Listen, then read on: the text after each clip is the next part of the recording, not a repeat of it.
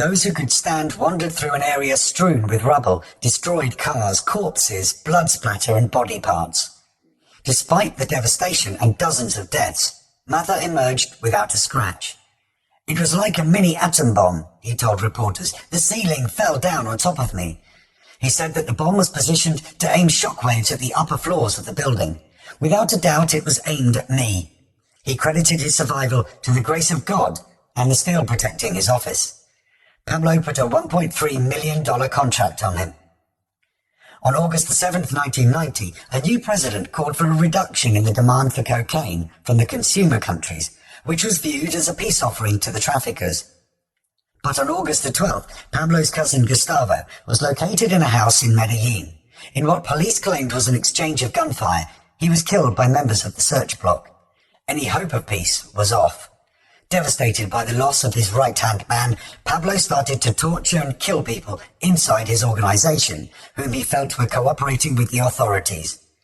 According to the Colombian National Police, there were 25,000 murders in Colombia in 1990. They included judges, politicians, 3 presidential candidates, and many of Pablo's associates, friends, and family. Chapter 12.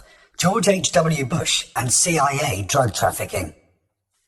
Narcos focused on the DEA's quest to capture Pablo, while omitting the CIA's complicity in cocaine trafficking throughout that time. DEA agent Steve Murphy was Pablo's nemesis from episode 1, but Murphy only arrived in Colombia in 1991, so his presence in all of the Pablo-related events from 1976 to 1991 is fictional. Murphy was a minion of Pablo's real nemesis, George H.W. Bush. Throughout the 1980s, the Reagan-Bush administration launched an expansion of the war on drugs. The Just Say No campaign was funded largely by tobacco, alcohol and pharmaceutical companies. The government claimed that the war was necessary to take down the Pablos of this world, but its burden fell mostly on hundreds of thousands of non-violent marijuana users, many of whom were SWAT team raided and dragged off to jail. Reagan's wife, Nancy, was a leading spokesperson. "If you're a casual drug user, you're an accomplice to murder." The campaign, in combination with sensational headlines about rabid black crack users murdering white people, prostituting themselves for a pittance and giving birth to malnourished alien-like babies, caused public opinion about drugs to swing in favour of the zero-tolerance policies that filled prisons with non-violent drug users from the poorest neighbourhoods. Private prisons and all of the industries that grew up around them became a massive source of profit for the politicians taking contributions from them. In 1982, Ronald Reagan created the South Florida Task Force, headed by George H.W. Bush. It combined elements of the FBI, Army and Navy to fight traffickers who weren't working with the CIA. The media published images of soldiers, surveillance planes and helicopter gunships off the coast of Florida, waging war with Pablo's smugglers. As drug seizures rose, Reagan and Bush posed for photos amid tons of confiscated cocaine and proclaimed their success in the war on drugs. They never mentioned that the price of cocaine in America was falling despite the gunboats, a sure sign that the supply into America was increasing. Even DEA agents complained that the war on drugs was just a handover of money to the military. In 1983, a program called Drug Abuse Resistance Education, DARE, started in American schools. Students were encouraged to let the police know about their friends' and families' drug habits so they could swiftly be incarcerated. The Reagan-Bush administration doubled the federal prison population. Young offenders and non-violent drug users were sent to special alternative incarceration boot camps to have their rebellious attitudes demolished. They often emerged traumatized and more inclined to take drugs. Simultaneously, the Reagan-Bush administration quietly instructed American universities to destroy all of the research into marijuana undertaken between 1966 and 1976, which could have benefited people with a range of ailments, including cancer patients at risk of death because they couldn't eat, and children born with rare conditions who had hundreds of seizures a week and were at risk of entering comas and dying. The federal government used planes to illegally spray marijuana fields in Kentucky, Georgia and Tennessee with toxic weed killer paraquat, risking the lives of marijuana smokers. Banned in several European countries, paraquat is highly toxic to animals and has serious and irreversible delayed effects if absorbed. As little as 1 teaspoonful of the active ingredient is fatal. Death occurs up to 30 days after ingestion. It's also toxic if absorbed through the skin and can cause nose bleeding if inhaled. No antidote for poisoning exists, although it is recommended that hospitalization is sought without delay. The government was able to use it by classifying it as having low acute toxicity when sprayed. Reagan's drug czar, Carlton Turner, said that kids deserved to die as a punishment for smoking poisoned weed to teach them a lesson. 2 years later, he called for the death penalty for all drug users. On one occasion, the DEA had been ordered to spray paraquat on a marijuana plantation in Georgia, but the Forest Service had miscalculated the location. The paraquat ended up on a corn crop. Drug czar Turner was a co-owner of a patent, along with the University of Mississippi, on a chemical test that detected the presence of paraquat on crops. Although he stood to earn royalties from the patent, he denied any conflict of interest. Extending the war on drugs into Colombia included dropping chemical poisons on peasants and their crops. Many had to leave the little pieces of land they owned, and they were reduced to begging. Their land often ended up in the hands of the wealthy and foreign corporations. By 1986, officials in Florida acknowledged that the amount of drugs entering the US had skyrocketed. The Government Accounting Office stated that cocaine imports had doubled in 1 year. In the summer of 1989, the Commissioner of US Customs resigned because he believed that the only real battles were being fought against minorities and the downtrodden, whilst those in authority were protecting the government's monopoly in the trade. The war on drugs is a war of words, he said. While the international narcotics trade thrived, Reagan declared the war on drugs to be one of his best achievements. But in 1989, the Iran-Contra scandal revealed that the US government, via the CIA, had been trafficking in hard drugs for military weapons. During the investigation, the increasingly frail and senile Reagan feigned ignorance, and most people believed him. Throughout Reagan's term, ex-CIA Director Bush had really been calling the shots. President Bush was inaugurated on January the 20th, 1989. On September the 5th, 1989, he outlined his strategy for eradicating drug use. He asked Congress for $7.9 billion, 70% for law enforcement, including $1.6 billion for prisons. This scourge will stop. His focus was on reducing demand, meaning arresting more drug users, rather than prevention, education, and medical treatment. He increased the repressive measures against marijuana users. Our nation has zero tolerance for casual drug use. You do drugs, you will be caught, and when you're caught, you will be punished. Some think there won't be room for them in jail. We'll make room. The story of Keith Jackson illustrates Bush's duplicity in the war on drugs. On September the 5th, 1989, President Bush appeared on TV. This is the first time since taking the oath of office that I felt an issue was so important, so threatening, that it warranted talking directly with you, the American people. All of us agree that the gravest domestic threat facing our nation today is drugs. Drugs have strained our faith in our system of justice. Our courts, our prisons, our legal system are stretched to breaking point. The social costs of drugs are mounting. In short, drugs are sapping our strength as a nation. Turn on the evening news or pick up the morning paper, and you'll see what some Americans know just by stepping out their front door.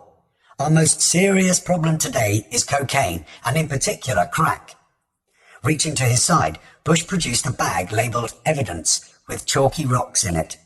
This is crack cocaine seized a few days ago by drug enforcement agents in a park just across the street from the White House. It could easily have been heroin or PCP. It's as innocent looking as candy, but it's turning our cities into battle zones and it's murdering our children. Let there be no mistake, this stuff is poison. Some used to call drugs harmless recreation. They're not. Drugs are a real and terribly dangerous threat to our neighbourhoods, our friends and our families. Bush's claim aroused suspicion in Michael Isikoff, an NBC correspondent, who doubted that crack was being sold in Lafayette Square, an urban park north of the White House. Through contacts at the DEA, Isikoff learned the truth. Bush's speechwriters had decided that a prop would enhance the president's rhetoric, so they wrote the Lafayette Square crack story into the script before it had happened. After Bush approved the idea, the DEA was told to make a drug purchase near the White House in order to fit the script. The assignment ended up with Special Agent Sam Gay, who was asked by his boss, "Can you make a drug buy around 1600 Pennsylvania Avenue? Can you call any defendants you've been buying from?" In court, Gay testified, "I had 24 hours to buy 3 ounces of crack." Using informers, Gay set up a purchase, which fell through after the dealer didn't show up in the park. During the second attempt, the agent's body microphone malfunctioned, and the cameraman about to film the transaction was assaulted by a homeless person. Finally, an informant contacted an amenable, low-level dealer, Keith Jackson, an 18-year-old high school student who lived across town. Gay asked Keith to meet him in the park. "Where's Lafayette Park?" Keith said. "It's across the street from the White House." "Where the fuck is the White House?" Keith said. "We had to manipulate him to get him down there," said William McMullen, assistant special agent in charge of the DEA's Washington field office. "It wasn't easy." When the DEA videotape was played in court, the jury laughed. It showed Gay waiting on Pennsylvania Avenue with the White House and tourists behind him. Before Jackson and an informant arrived by car, an irate woman sprung up from below the camera's vision, and yelling was heard as an altercation unfolded. "There was this lady," Gay said, "who got up off the ground and said, 'Don't take my photo! Don't take my photo!' For the White House transaction, as well as 3 earlier sales, Keith ended up facing 10 years to life without parole, even though he had no previous convictions. The first trial was a mistrial, but on retrial, he was convicted of 3 counts, with 2 being dropped, including the Lafayette Park sale. The judge sentenced him to 10 years due to the mandatory minimums for selling crack near a school, but suggested that he seek clemency, which was never granted. A teenager had been sacrificed to improve Bush's ratings. After the fall of the Berlin Wall in 1989, and with the Soviet Union contracting, the US was rapidly running out of communists to fight. Bush needed enemies to maintain his popularity at the voting booths and to keep the war machine in business. Pablo was ideal. In November 1990, Bush signed a bill that coerced the states into suspending the driver's licenses and revoking government permits and benefits, including college loans, of those convicted of drug crimes. He advocated the heavy use of forfeiture or confiscation of property that the government believed to be drug-related. It was primarily used to take cars and currency, and the money was recycled back into the state and federal government.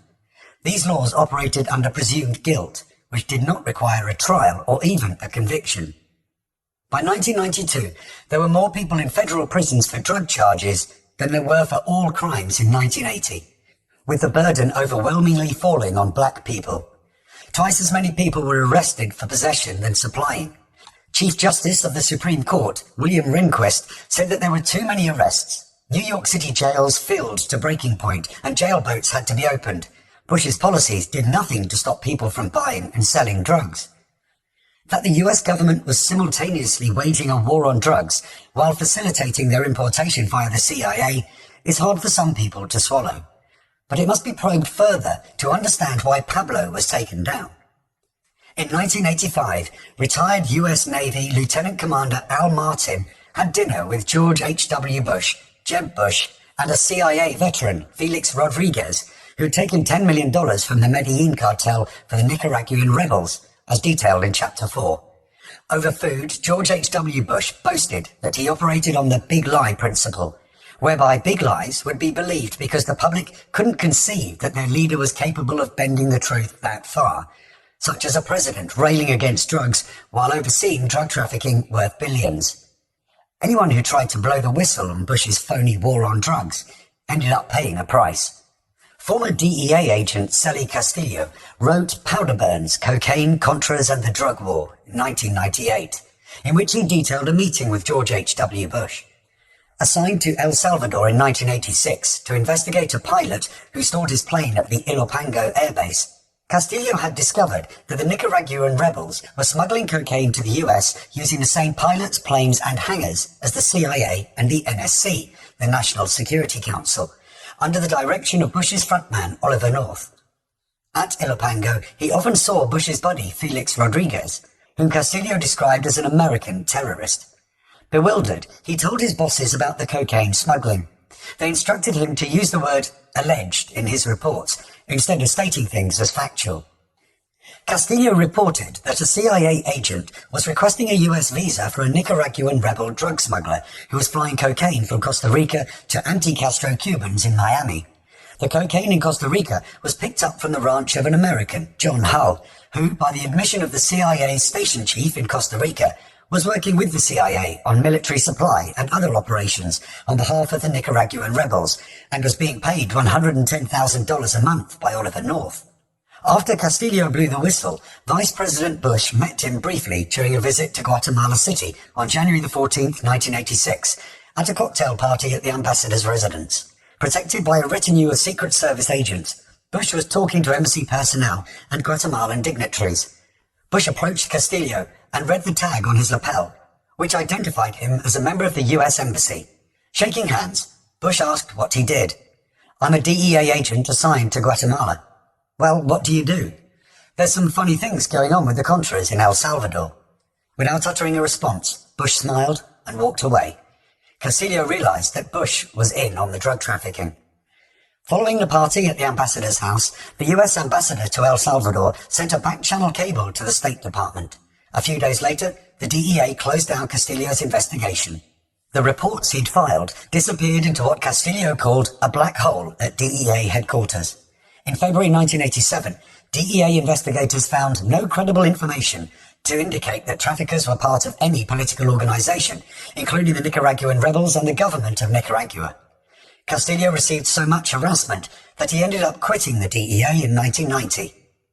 Presidential candidate and billionaire Ross Perot hired Beau Gritz, a Green Beret who'd earned multiple medals for bravery, to find American POWs imprisoned in Asia decades after the Vietnam War. While on his mission, Gritz came across General Kun Sa, a Burmese drug lord who offered to identify US government officials he claimed had been trafficking in heroin for over 20 years. Having uncovered CIA drug trafficking in Asia, Perot and Gritz were shocked. Perot requested a meeting with George H.W. Bush so that he could present his evidence. Bush told Perot to go to the proper authorities and refused to help any further. Here are extracts from a letter Gritz wrote to Bush. "Sir, why does it seem you are saying yes to illegal narcotics in America? I turned over videotapes to your NSC staff assistant, Tom Harvey, January 1987, wherein General Kun Sa, overlord of Asia's Golden Triangle, offered to stop 900 tons of heroin opium from entering the free world in 1987. Harvey told me, there is no interest here in doing that. Unfortunately, Kun Sa knew nothing about US POWs. He did, however, offer to trade his nation's poppy dependence for a legitimate economy. Instead of receiving an attaboy for bringing back videotape showing Kun Sa's offer to stop 900 tons of illegal narcotics and expose dirty US government officials, Scott was jailed and I was threatened. I was told that if I didn't erase and forget all that we had discovered, I would hurt the government. Further, I was promised a prison sentence of 15 years. I returned to Burma with two other American witnesses, Lance Trimmer, a private detective from San Francisco, and Barry Flynn from Boston. General Kun Sa identified some of those in government service he says were dealing in heroin and arms sales. We videotaped this second interview, and I turned copies over in June 1987 to the chairman of the Select Committee on Intelligence, chairman of the House on Foreign Affairs Task Force on Narcotics Control, co-chairman Senate Narcotics Committee, Senator Harry Reid, NV, Representative James Bilbray, NV, and other congressional members. Mr. Richard Armitage, Assistant Secretary of Defense for International Security Affairs, is one of those US government officials implicated by Kun Sa. Nothing was done with this evidence that indicated that anyone of authority, including yourself, had intended to do anything more than protect Mr. Armitage. I was charged with misuse of passport. Seems that it is all right for Oliver North and Robert McFarlane to go into Iran on Irish passports to negotiate an illegal arms deal that neither you nor anyone else admits condoning, but I can't use a passport that brings back drug information against your friends.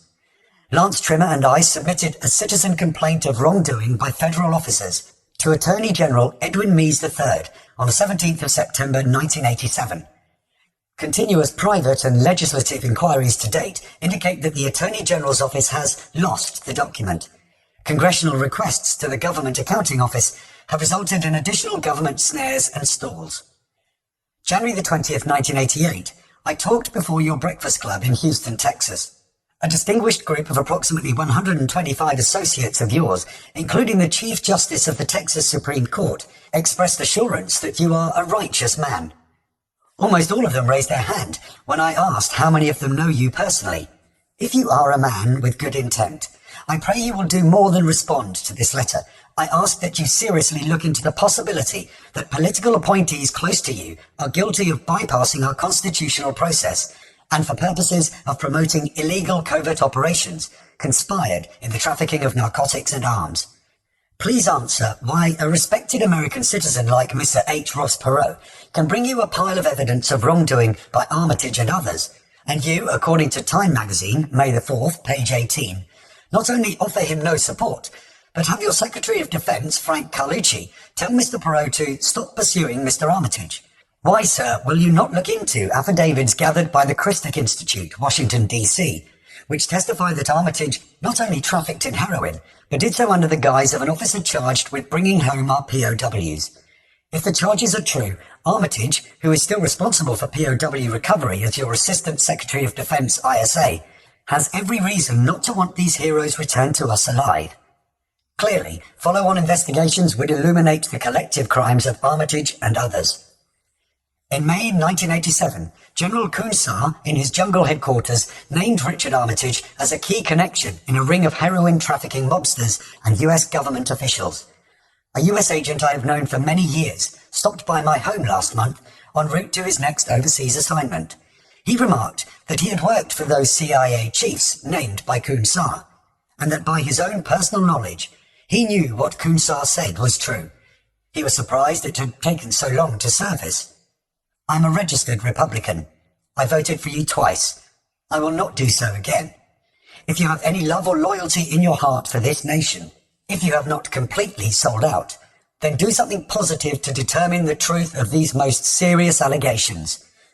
You were director of the CIA in 1975, during a time Kunsar says Armitage and CIA officials were trafficking in heroin.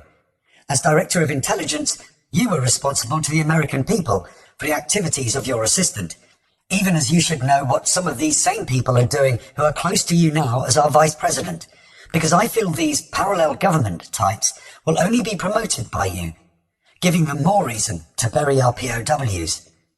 Parting shot, Mr. Vice President. On 28th of January 1988, General Kunsar tendered an offer to turn over to me 1 metric ton, 2,200 pounds of heroin. He says this is a good faith gesture to the American people that he is serious about stopping all drugs coming from the infamous Golden Triangle. If you and Nancy Reagan are really serious about saying no to drugs, why not test General Kunsar?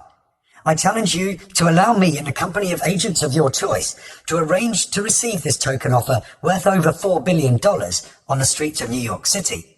It will represent the largest legal seizure of heroin on record. You can personally torch it, dump it in the ocean, or turn it into legal medication. As I understand, there is a great shortage of legal opiates available to our doctors. I think General Kunsar's offer is most interesting. If you say yes, then the ever-increasing flow of heroin from Southeast Asia, 600 tons in 86, 900 tons in 87, 1,200 tons in 88, may dry up. Not good for business in the parallel government and super CIA circles Oliver North mentioned. If you say no to Kunsar, you are showing colours not fit for a man who would be president. Respecting your office, James Bo Gritz, Concerned American, Box 472, HCR 31, Sandy Valley, Nevada, 89019. Telephone 702-723-5266. Further investigation of the CIA drug trafficking led Ross Perot to Mena, Arkansas, a hub of CIA-sponsored trafficking that I detail in my book American Made, and Bush's involvement. When you look into the Vietnam POW cover-up, Perot said, you find government officials in the drug trade who can't break themselves of the habit. What I have found is a snake pit, CIA drug trafficking, without a bottom. They will do anything to keep this covered up. Unable to get Bush to acknowledge the trafficking, Perot ran against Bush in the 1992 election. Ex-CIA cocaine smuggling pilot Chip Tatum stated that Bush was so terrified of Perot becoming president and prosecuting Bush for drug crimes that Bush made plans to assassinate him. When Perot ran again in 1996, Tatum wrote him a letter. Dear Mr. Perot, as you prepare for your part in the 1996 election, there is a matter of grave importance of which you should be aware. In 1992, as the commander of a black operations unit called Pegasus, I was ordered to neutralize you. Our unit was directed by President George Bush. It was determined at some point that the party you formed was counter to the American system of democracy. In his attempt to justify your neutralization, Mr. Bush expressed not only his concerns of the existence of your party and the threat which you posed to free America, but also the positions of other US and world leaders. I had been associated with Pegasus since its creation in 1985. The original mission of our unit was to align world leaders and financiers with the United States. I was personally responsible for the neutralization of one Mossad agent, an army chief of staff of a foreign government, a rebel leader, and the president of a foreign government. However, all of these missions were directed towards enemies of the United States, as determined by our president. And because of this, I did not hesitate to successfully neutralize these enemies. The order to neutralize you, however, went against all that I believed in. It was obvious to me that this order was predicated on a desire to remain as president rather than a matter of enemy alignment. I refused the order. I further advised the president and others that if you or members of your organization or family were threatened or harmed in any way, I would cause information, which includes certain documents, to be disseminated from their 6 locations in various areas of the world to various media and political destinations. I walked away from special operations that day with the knowledge that you don't just quit. I felt, however, that the time capsules protected my interests. In September of 1994, I received a telephone call demanding the information or else. It was obvious from the day that I walked out of Pegasus that to turn this information over would be terminal. In the spring of 1995, I was arrested by the FBI for wire fraud. Although innocent of the allegations, I found it necessary to plead guilty in an attempt to tarnish my credibility. It was my opinion, as I expressed it to Felix Rodriguez when he called and threatened me, that if I were of questionable credibility, the documents, if ever made public, may not stand on their merits. With this arrest, I seized upon the opportunity to effect this theory. I have since been indicted on a second fraud charge, this time involving my wife. I will not allow this prosecution of my family. I have notified the authorities that I intend to put my case to a jury. While awaiting the trial, I wrote a book involving my first experience in the special operations arena. Since then, I have found that the US Marshals have instructed the Hillsborough County Jail to hold me, regardless of the outcome of the instant trial charge. The new charge is treason. For over 20 years, I have dedicated my skills, time, and health to my country. I have been shot, tortured, and beaten, fighting to protect our right to form and run our government, as determined by the Constitution. I am not aware of an active Pegasus unit. I had assumed it was disbanded with the new president. Someone had to orchestrate this, so be aware and alert. Good luck and good fortune in 1996. In 1996, Perot's strategy to take votes from Bush worked, and Bill Clinton won. A president involved in drug trafficking was replaced by another involved in trafficking, as detailed in my book, American Made. As governor of Arkansas, Bill Clinton was paid off by the CIA to allow cocaine to flow through his state. On YouTube, Chip Tatum stated that Bush had direct knowledge of the drug operation coming out of Central and South America. Tatum saw Bush at a drugs camp standing by a cocaine press. Thanks to YouTube, the testimonies of numerous US pilots who flew drugs into America for the CIA are available. Google Bo Abbott, Tosh Plumlee, or Terry Reid. In April 1989, Senator John Kerry's Subcommittee on Terrorism, Narcotics and International Operations released its report, Drugs, Law Enforcement and Foreign Policy. It included diary entries from Bush's frontman Oliver North. In July 1984, North wrote that he wanted aircraft to go to Bolivia to pick up paste, want traffic to pick up 1,500 kilos. On July 12, 1985, he wrote, $14 million to finance arms supermarket came from drugs. While others took the fall for trafficking, the DEA never investigated North. Even though he'd kept his hands clean by not actually flying the drugs himself, he was guilty of conspiracy under statutes passed by Congress in 1953 concerning anyone committing any act, no matter how small, in the furtherance of a crime. The DEA had stood down. even though North had used international traffickers on the DEA's most wanted list. One example in the Kerry report was the airline Setco, described as the principal company used by the Contras in Honduras to transport supplies and personnel in 1986. As early as 1983, US Customs had told the DEA that the owner of the airline was Juan Mata Ballesteros, one of the biggest cocaine traffickers in the world. By 1980, the DEA was aware that Mata and his co-conspirators were estimated to be trafficking 1/3 of the cocaine used in America. Oliver North had obtained funding from the State Department for Mata's Setco and 3 other airlines, all established and run by traffickers. The DEA's response was to close their office in Honduras and to have their officials lie to the public. The difficulty of this deceit was compounded after Mata and his accomplices conspired to kidnap, torture and murder a DEA agent in Mexico in 1985. As they'd all been contributing drug money and weapons to Nicaraguan rebels, Mata wasn't arrested until 1988 as part of a strategy for George H.W. Bush's run for the presidency. Born into a CIA family, Mike Ruppert rose up the ranks as an LA police officer. After witnessing huge CIA shipments of cocaine into California, he blew the whistle and was forced to quit amid death threats. After the journalist Gary Webb detailed the CIA cocaine trafficking that Bush had overseen, people were so outraged that the CIA director appeared at a town hall meeting at a high school in LA, an epicenter of the crack epidemic that CIA cocaine had helped to fuel. Mike Ruppert decided to attend. A congresswoman approached the microphone. "It's not up to us to prove the CIA was involved in drug trafficking in South Central Los Angeles. Rather, it's up to them to prove they were not." As CIA Director Deutsch got up to speak, the crowd booed and jeered. "I'm going to be brief," he said. "I want to make 4 points and only 4 points. First, the people of the CIA and I understand the tremendous horror that drugs have been to Americans, what drugs do to families and communities, and the way drugs kill babies. We understand how ravaging drugs are in this country. CIA employees and I share your anger at the injustice and lack of compassion that drug victims encounter." "He sounds like Clinton," someone yelled. "During the past 2 years," Deutsch said, "while I have been Director of Central Intelligence, our case office's intelligence operations have directly worked to capture all of the Cali cartel drug lords. We have seriously disrupted the flow of coca paste between the growing areas of Peru and Bolivia to the cocaine processing facilities in Colombia. We have seized huge amounts of heroin grown in the poppy fields of Southwest Asia. Our purpose is to stop drugs from coming into the US. So my second point is that the CIA is fighting against drugs." The audience grumbled. "Our activities are secret. Accordingly, there's not a lot of public understanding of what we do. I understand that people are suspicious of the CIA.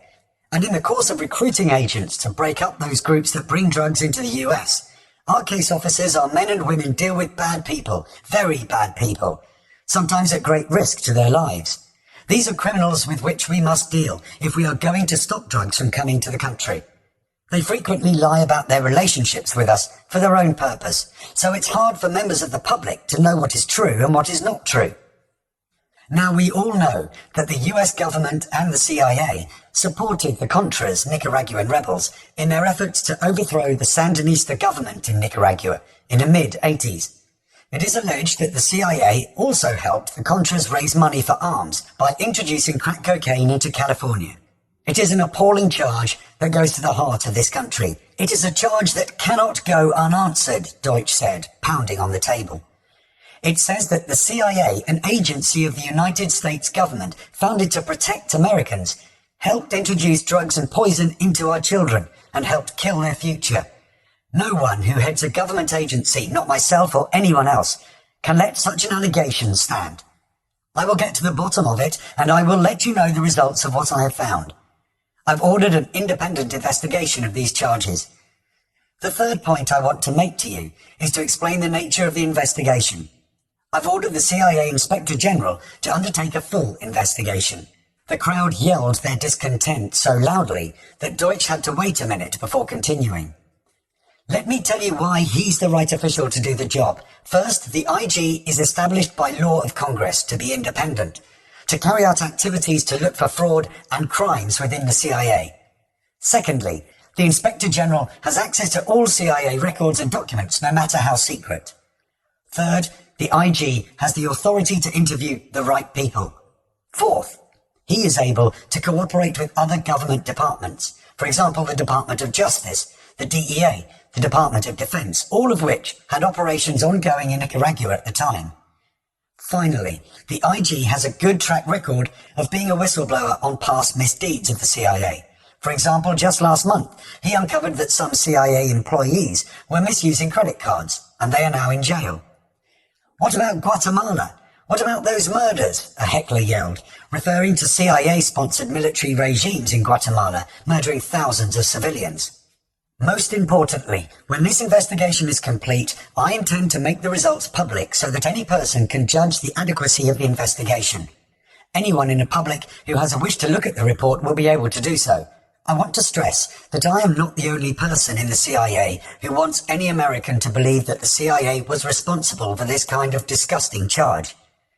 Finally, I say to you that as of today, we have no evidence of conspiracy by the CIA to engage in encouraging drug traffickers in Nicaragua or elsewhere in Latin America during this or any other period.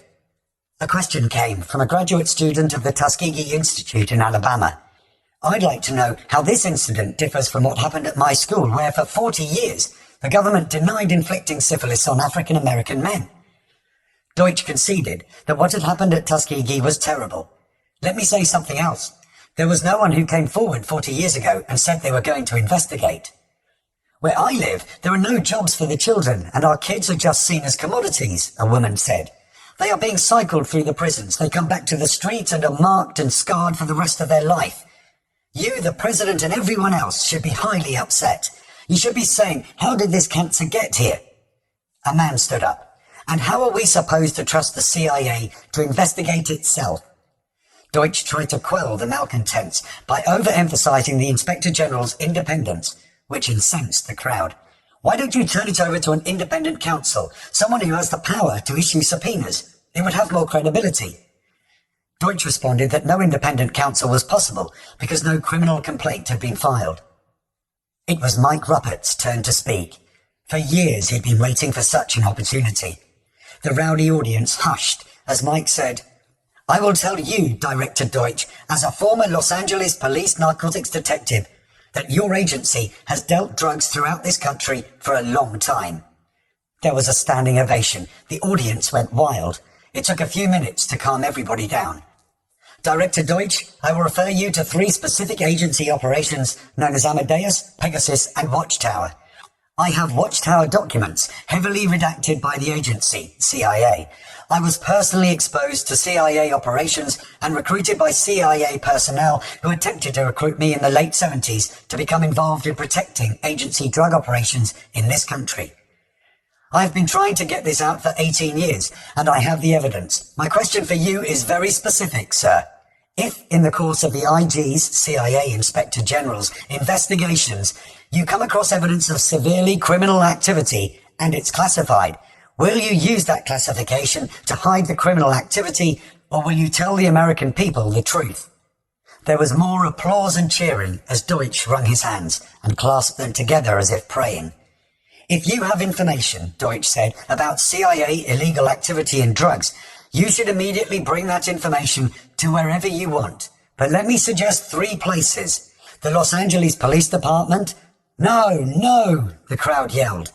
It's your choice. The Los Angeles Police Department, the Inspector General, or the office of one of your congresspersons. The audience started chanting, he told you. If this information turns up wrongdoing, Deutsch said, growing exasperated, we will bring the people to justice and make them accountable. For the record, Mike said, I did bring this information out 18 years ago, and I got shot at and forced out of LAPD because of it. Mike finished to massive applause. My question to you is, a spectator said to Deutsch, if you know all this stuff that the agency has done historically, then why should we believe you today when you say certainly this could never happen in Los Angeles, when the CIA's done this stuff all over the world? I didn't come here thinking everyone was going to believe me, Deutsch said. I came here for a much simpler task. I came here to stand up on my legs and tell you I was going to investigate these horrible allegations. All you can do is listen to what I have to say and wait to see the results. But how can we know how many documents have been shredded? And how can we be certain that more documents won't be shredded? I don't know that anybody has found any lost documents in the operational files, Deutsch said. I know of nobody who has found any gaps in sequences, any missing files, any missing papers for any period of that time. That may come up. Hey, do you know Walter Pincus? A man asked, referring to a journalist who spied on American students abroad for the CIA. Yes, Deutsch said. Why? Is he an asset of the CIA? As if he'd had enough, Deutsch clasped his head and shook it. The crowd vented on the lady who'd invited Deutsch to the meeting. I don't know why this lady is saluting Deutsch's courage for coming here today, when everybody knows this building has got hundreds of pigs in it. There's pigs behind those curtains. There's pigs on the roof. We're not going to get no ghetto justice today. The crowd murmured its approval. A man stood and pointed at Deutsch. To see you coming in this community today in this way is nothing more than a public relations move for the white people of this country. So you are going to come to this community today and insult us and tell us you're going to investigate yourself. You've got to be crazy. Refusing to take any more questions, Deutsch concluded with, you know, I've learned how important it is for our government and our agency to get on top of this problem and stop it. I came today to try and describe the approach and have left with a better appreciation of what is on your mind. Immediately, the media tried to spin the meeting in a way favourable to the CIA. Via satellite, Ted Koppel of Nightline interviewed members of the audience, trying to extract a positive testimony, only to find himself rebuffed by questions such as, you come down here and talk about solutions. We have kids that are dying. We have hospitals for babies born drug addicted. When are you guys going to come down and bring cameras to our neighbourhood? I'm not sure that anybody even thought that was why Director Deutsch came here today, Koppel said. He's come here because a lot of you are in anguish. A lot of you are angry. A lot of you are frustrated by what you believe to be the CIA's involvement in bringing drugs to South Central LA. Now, I want to hear from someone who thought it did some good. Well, I am glad Mr. Deutsch was here today, said Marcine Shaw, the Mayor Pro Tem of Compton. I'm glad Congresswoman McDonald had him here because that's what it took to get your cameras here, Mr. Koppel. Koppel shook his head. Yes, but that's not the question. Koppel finished his broadcast with, if any suspicions were put to rest or minds changed, there was no evidence of it in South Central this evening. Originally, Pablo was in bed with the CIA through the Medellin cartel's contributions to the Nicaraguan rebels. Traffickers who made such payments to the CIA were allowed to operate. Testifying as a US government witness at the Noriega trial, Carlos Leda admitted contributing millions to the Nicaraguan rebels. Narcos tied the Medellin cartel to the Nicaraguan government, which gave a false impression that the communists were financing their activity with cocaine. It hadn't gone unnoticed by Pablo that the CIA had helped to overthrow the government of Bolivia in 1980 and put cocaine traffickers in charge, detailed in my book, We Are Being Lied To, The War on Drugs. In the name of fighting communism, the CIA had put Klaus Barbie, a Nazi war criminal responsible for the deaths of up to 14,000 people, in charge of the coup in Bolivia. His Argentine death squad had massacred numerous civilians. In light of what had transpired in Bolivia, Pablo probably thought that his goal of becoming the president of Colombia was realistic. After the coup, the CIA-backed Bolivian government exported raw coca. One of its customers was the Medellin cartel. As the anti-communist cause was being advanced, the CIA protected this activity by obstructing investigations by other law enforcement agencies. In doing so, it created a secure route for coca paste to go from Bolivia to Colombia. In Medellin, the Bolivian paste was processed and distributed to the US. The Argentine intelligence services made a fortune from selling Bolivian paste. Some of the money was laundered in Miami and recycled into other anti-communist causes, which included buying massive amounts of weapons from US manufacturers, which Bush represented, along with banking interests. That's how Bush used drug money to finance the Nicaraguan rebels. Prompted by the journalism of Gary Webb, the CIA and Justice Department investigations confirmed that the Nicaraguan rebels had been involved in the cocaine trade throughout the 1980s. The CIA had been aware of it, and they'd steered other agencies, such as DEA investigators, away from the truth. Despite Narcos holding Pablo accountable for nearly all of the cocaine entering America, CIA-protected cocaine wasn't only coming from Colombia. Pablo was used as a smokescreen for cocaine coming from various routes originating in South America. In El Salvador, the military were involved. Honduras was a major transiting point. Anti-Castro Cubans active in Costa Rica sent boatloads of cocaine to Miami. As usual, the CIA stopped all of the investigations into these areas. The mainstream media avoided it. Long after Pablo's demise, the tangled roots of this infrastructure keep the cocaine flowing to this day. Although Pablo had started out working with the CIA, the protection provided by the CIA for those contributing to its anti-communist causes only lasted for so long. General Manuel Noriega of Panama learned this the hard way. While contributing to the Nicaraguan rebels, Noriega turned Panama into a haven for drug money. When George H.W. Bush was running the CIA in 1976, the US was paying Noriega $200,000 a year. By December 1989, Noriega was no longer useful. Bush turned on Noriega, who allegedly had filmed high-ranking CIA and US officials at sex parties with underage boys and girls at his home in Panama. Lambasting Noriega for drug crimes, the Americans invaded Panama while omitting his CIA history. Operation Just Cause involved 27,684 troops and 300 aircraft attacking Panama. In January 1990, Noriega surrendered. In the US, he was sentenced to 30 years for trafficking, racketeering, and money laundering. Somehow, Pablo fell out of favor with the CIA. Researchers have speculated over the possible causes. Some believe it was a similar situation to Noriega. Pablo had become more valuable as an enemy to Bush. Falling out of favor with someone like Bush must have been daunting. Pablo was a midget in the murder leagues compared to Bush, who authorized the bombing of some of the poorest places in the world. Bush's invasion of Panama caused approximately 4,000 civilian deaths, about the same number of deaths credited to Pablo. According to the Pentagon, Bush's invasion of Iraq caused the deaths of 100,000 soldiers and 7,000 civilians. Backed up by presidential pomp and circumstance, videocasts of precision bombing, and an ability to write off the mass murder of civilians as collateral damage, Bush committed murder with panache. With God and the media on his side, he never suffered any consequences. With Bush and the US military stepping up actions against Pablo, he needed a new strategy to emerge unscathed. It didn't take long for him to come up with one. Chapter 13. Diana Turbay. Diana Turbay, the daughter of a former Colombian president, was a brunette with kind eyes and a magnetic personality. In August 1990, she was invited to interview a priest leading a guerrilla group called the Army of National Liberation. Due to the risks involved, her friends and family advised her against it, but Diana was not the type to shrink from danger if she thought that good could be achieved. She'd once travelled into guerrilla territory on a mule, hoping to gain an understanding of their motivations. She'd visited a camp to meet the leader of the M19, who fired a rocket that had almost hit the room containing her father when he was president, in the hope of helping the peace process along.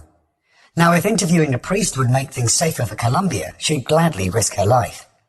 On August the 30th, an old van arrived in Bogotá to take Diana and her crew to the priest.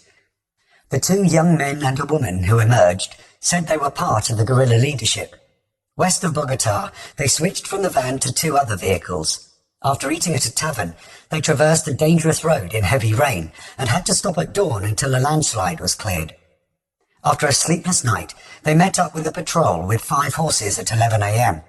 For 4 hours, Diana rode on a horse, while most of the group walked through the mountain forest and a valley with houses nestled into coffee groves. Recognizing Diana from the TV, some of the locals yelled greetings. In the evening, they arrived at a deserted ranch near a highway, beyond which was Medellin. A young man claimed to be with the guerrillas, but offered no more information. Perplexed as to why they weren't in guerrilla territory yet, they consoled themselves with the notion that the priest wanted to meet them in the unlikeliest of places as a security precaution. After 2 hours, they stopped in Copacabana at a small house with white walls, its roof tiles green from moss. Diana and a female companion were given the best room at the back. As its windows were boarded over, a light was kept on in the room. The guards didn't have the usual guerrilla weapons. One was even wearing a Rolex. 3 hours later, a masked man greeted them on behalf of the priest. He said that for security, the women should travel to the priest first. Getting split from her male colleagues troubled Diana. One of them whispered that she shouldn't go anywhere without them. With fright in her eyes, she gave him her ID. Before sunrise, the women were moved to a bigger house. Her male companions arrived on September the 10th. Diana confided that she was depressed over having led them all into what she now suspected was a trap. She said that she didn't fear for herself, but if anything happened to her colleagues, she wouldn't find any peace. Throughout the night, she was kept awake by thoughts of what her husband, children and parents were going through. The next night, Diana and 2 female colleagues were forced to trek along a path in the rain. Diana's distressed parents asked the government to locate her through their channels of communication with the guerrilla groups. 7 of the groups denied any knowledge of her in a joint statement. A guard finally came clean. "You're being held by the extraditables, but don't worry, because you're going to see something you won't forget." On October the 30th, 61 days after Diana's kidnapping, the extraditables announced, "We acknowledge publicly that we are holding the missing journalists." Particularly concerned about her colleague with a heart ailment, Diana entered his room. He'd recently been in hospital and had opposed the trip. "Don't you hate me for not listening to you?" Diana said, her eyes filling with tears. "Yes, I hated you with all my soul when we were told that we were in the hands of the extraditables. But I've come to accept captivity as an unavoidable fate." He felt guilty for not talking her out of the excursion. Diana and her colleagues were moved numerous times to houses with different guards and conditions. The women were mostly housed separately from their male companions. At any time, they could be uprooted from one house to another due to the volatile nature of the kidnapping business. For instance, when the authorities entered the neighborhood where they were being held, they often found themselves rushed along muddy paths, going up and down hills in the rain. Sometimes they were moved around Medellin by taxis, whose drivers skillfully avoided checkpoints and police patrols. In the houses, plates, glasses and sheets were generally unwashed. Toilets could only be flushed a limited amount of times each day. Guards urinated in the sinks and showers and slept in padlocked rooms as if they too were prisoners. Every so often, hooded bosses showed up to instruct their underlings and take reports. The mood the boss was in set the tone for the house. Breakfast was usually a corn cake with a sausage and coffee. Lunch was beans in grey water, shreds of meat in a grease-like slop, a little rice and a soda. Cutlery was banned except for spoons. With no chairs, the captives dined on their mattresses. In the evening, they ate anything remaining from lunch. Vigilant for any updates on their disappearance, they passed time watching TV, listening to the radio and reading newspapers. The man delegated to oversee Diana's kidnapping was Don Pacho, a 30-something, who brought gifts, books, sweets, music, cassettes and occasionally hope during his rare appearances. His underlings didn't wear hoods and went by comic book names. Some of the guards armed with machine guns were teenagers. Displaced from the countryside, many had ended up in the slums of Medellin, where they had learned to kill. They wore t-shirts, sneakers and cut-off shorts. Starting a new shift, 2 would arrive at 6 a.m. They were supposed to alternate their sleep, but sometimes they drifted off together. A 15-year-old boasted about how many police he'd killed after Pablo had put a bounty on the police force, offering 2 million pesos for each killing. In response, the police were snatching young people off the street to torture and murder. Resigned to dying young, they consoled themselves by buying motorbikes and new clothes, and being able to send money to their mothers. They hated authority and the lies they'd been born into. They viewed crime as the only ladder up in a cruel world. Attempting to steady their nerves, the young guards smoked marijuana at nights or drank beer laced with a tranquilizer called rohypnol. They played with their guns and sometimes fired them by accident. One bullet went through a door and hit another guard in the knee. When the radio announced that Pope John Paul II wanted the hostages to be freed, a guard called the Pope a nosy son of a bitch, which provoked a near shootout among the guards.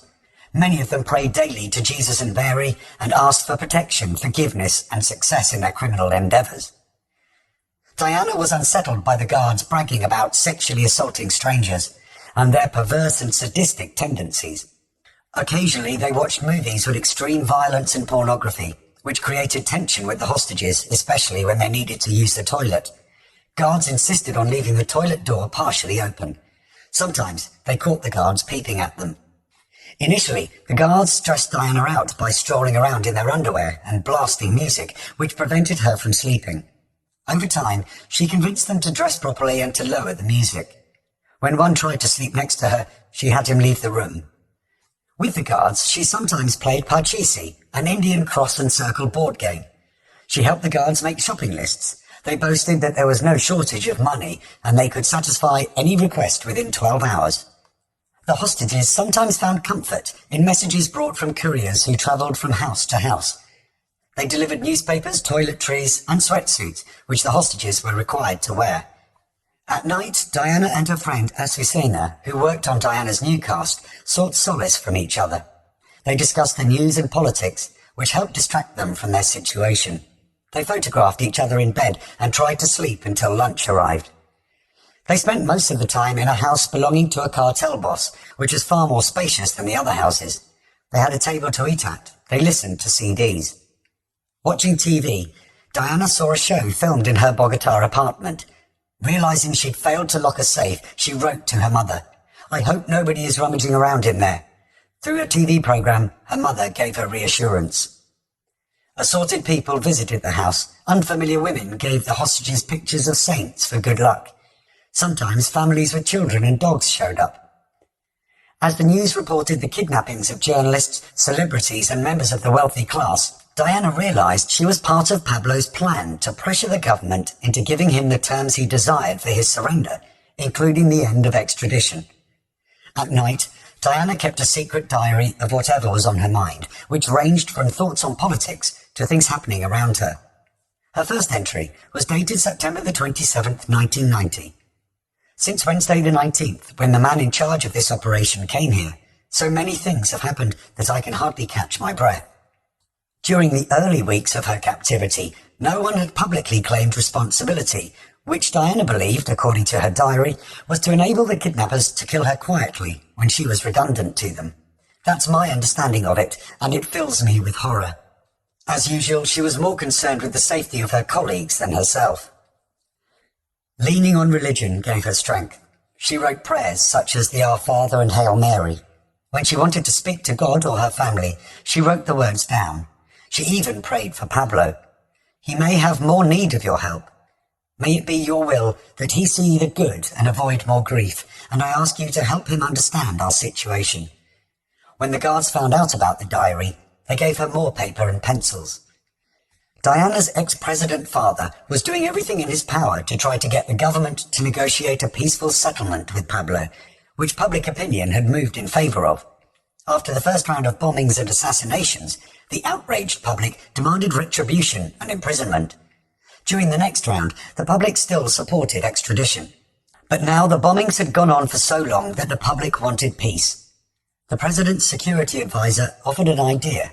If a trafficker surrendered and confessed to a crime, he would earn a sentence reduction, with a further sentence reduction available if property was turned over to the state. With the help of the justice minister, a draft was made. Capitulation to the law. Even though Pablo's nemesis, General Mather, feared that Pablo would continue running his operation while incarcerated, he didn't object to the draft, but he did say, "This country won't be put right as long as Escobar is alive." After the Council of Ministers signed the decree, Mather described it as a fallacy of the times.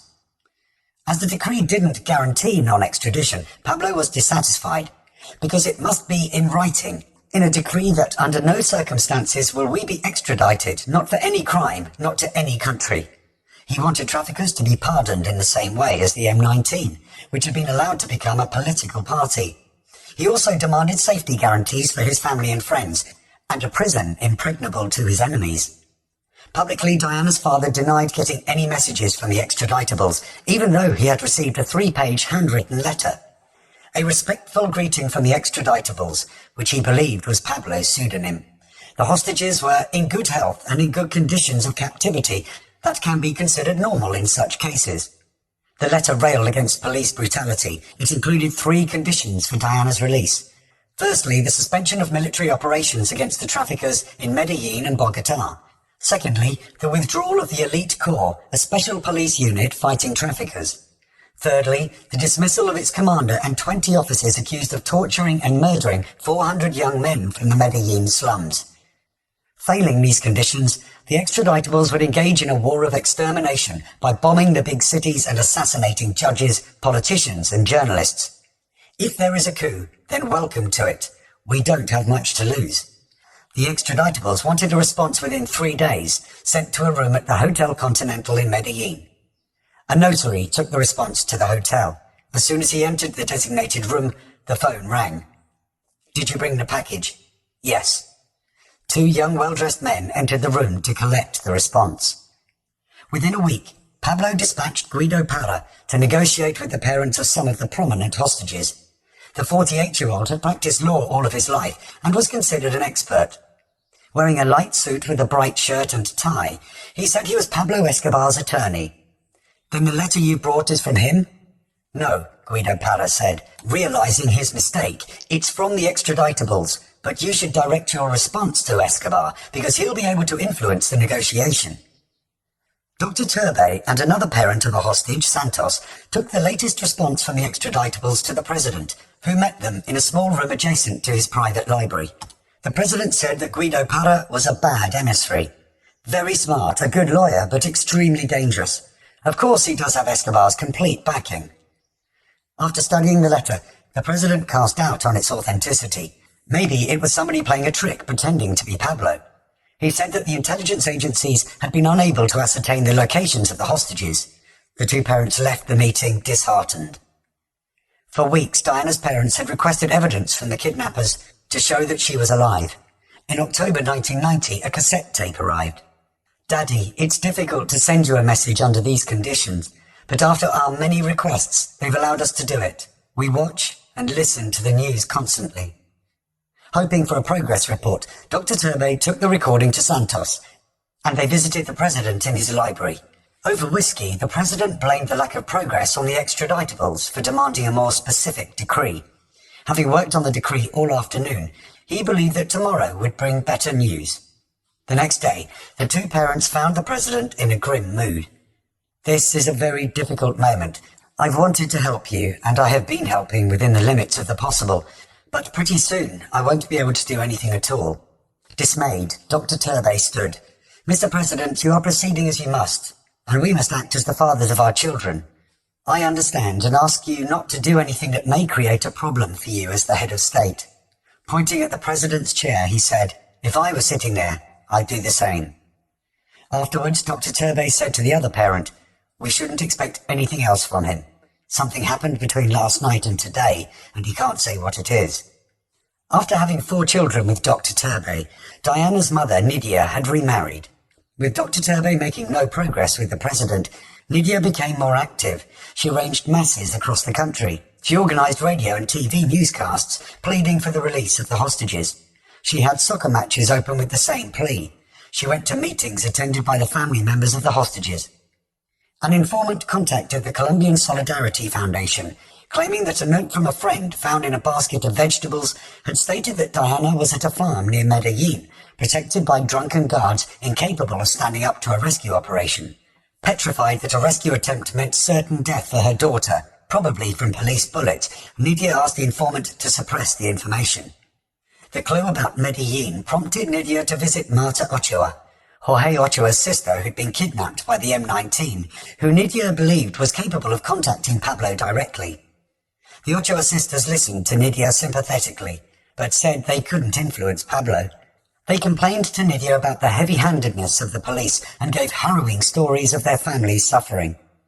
Having attempted to send a letter to Pablo via Guido Parra and received no response, Nydia asked if they'd give Pablo a letter from her. Worried that Pablo might accuse them of creating problems for him, the sisters politely declined.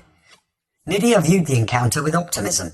Having felt that the sisters had warmed to her, she believed that a door had been opened that might lead to Diana's release and the surrender of the Ochoa brothers. Meeting with the president, she described her visit to the Ochoa sisters. She asked him to use his power to prevent a rescue attempt and to give the extraditables more time to surrender. He said that his policy was not to attempt any rescue without the family's authorization. Nydia left concerned that another entity might attempt to rescue the hostages without presidential approval. Nydia continued her dialogue with the Ochoa sisters. Visiting one of Pablo's sisters-in-law, she heard more details of police brutality. Hoping to provoke an emotional response from Pablo, she gave the sister-in-law a letter for him in her own handwriting that she'd constructed meticulously from many drafts. She addressed Pablo as a feeling man who loves his mother and who would give his life for her, who has a wife and young, innocent, defenseless children whom he wishes to protect. She said that Pablo had achieved his goal of drawing attention to his plight and requested that he show the world the human being you are, and in a great humanitarian act that everyone will understand, return the hostages to us. After reading the letter, Pablo's sister-in-law said that she was sure he'd be moved by its content. Everything you're doing touches him, and that can only work in your daughter's favour. She sealed the letter. Don't worry, Pablo will have the letter today. Returning to Bogota, Nidia was convinced that the letter would achieve its desired effect. As Dr. Turbay hadn't asked the president to stop the police from searching for the hostages, she decided to do so. The president declined, believing that it was okay to offer an alternative judicial policy to the extraditables, but ceasing police operations meant stopping the hunt for Pablo. Enraged, she listened to the president harp on about the police not needing permission to act, and that he couldn't order them not to act within the limits of the law. She felt that the president didn't care about Diana's life. The families of the hostages formed a group called the Notables, which included 2 former presidents. After lengthy discussions, they decided to adopt the strategy of the extraditables by issuing public letters. In the hope of achieving progress in the negotiations, they proposed that trafficking become a collective unique crime and the traffickers be treated as political offenders, just like the M19. Pablo's interest had been piqued. One of his lawyers asked the Notables to obtain a presidential letter guaranteeing his life, but they refused to ask the president. The Notables issued a letter redefining themselves.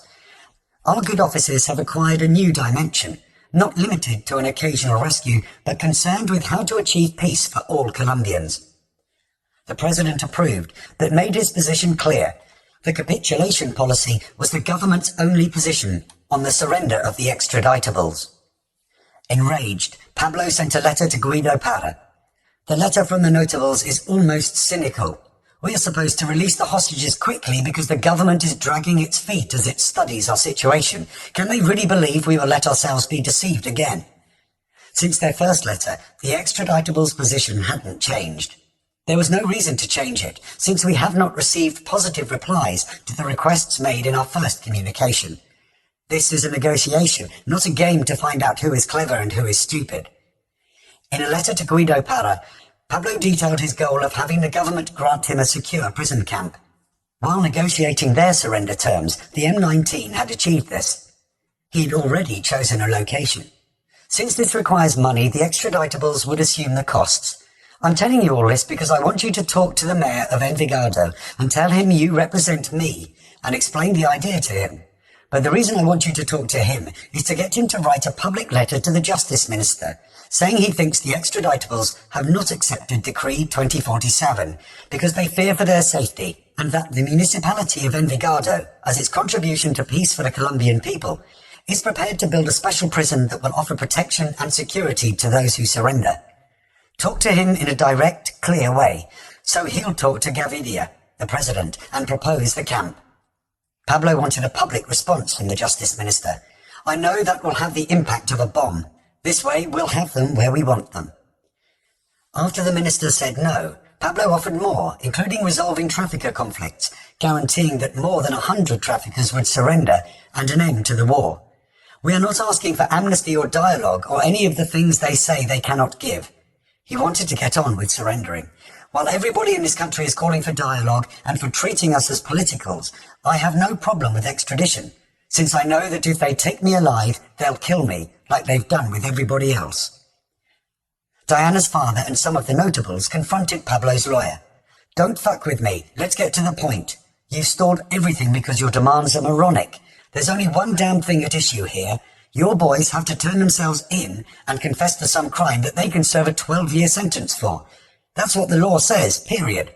And in exchange for that, they'll get a reduced sentence and a guarantee of protection. All the rest is bullshit. Look, Doctor, Guido Parra said. The thing is that the government says they won't be extradited. Everybody says so, but where does the decree say it specifically? They agreed that Decree 2047 needed to be revised because it was too open to interpretation. How soon after the decree is amended will the hostages be released? They'll be free in 24 hours, Guido Parra said. All of them, of course. All of them. On November the 26th, 1990, the beginning of the 4th month of Diana's captivity, Pablo decided to release one of Diana's team. When the guards told Juan Vita he was being freed due to illness, he thought that he was being tricked into going somewhere to be shot. shave and put on clean clothes. After dressing, he was instructed on what to say to the police and the media.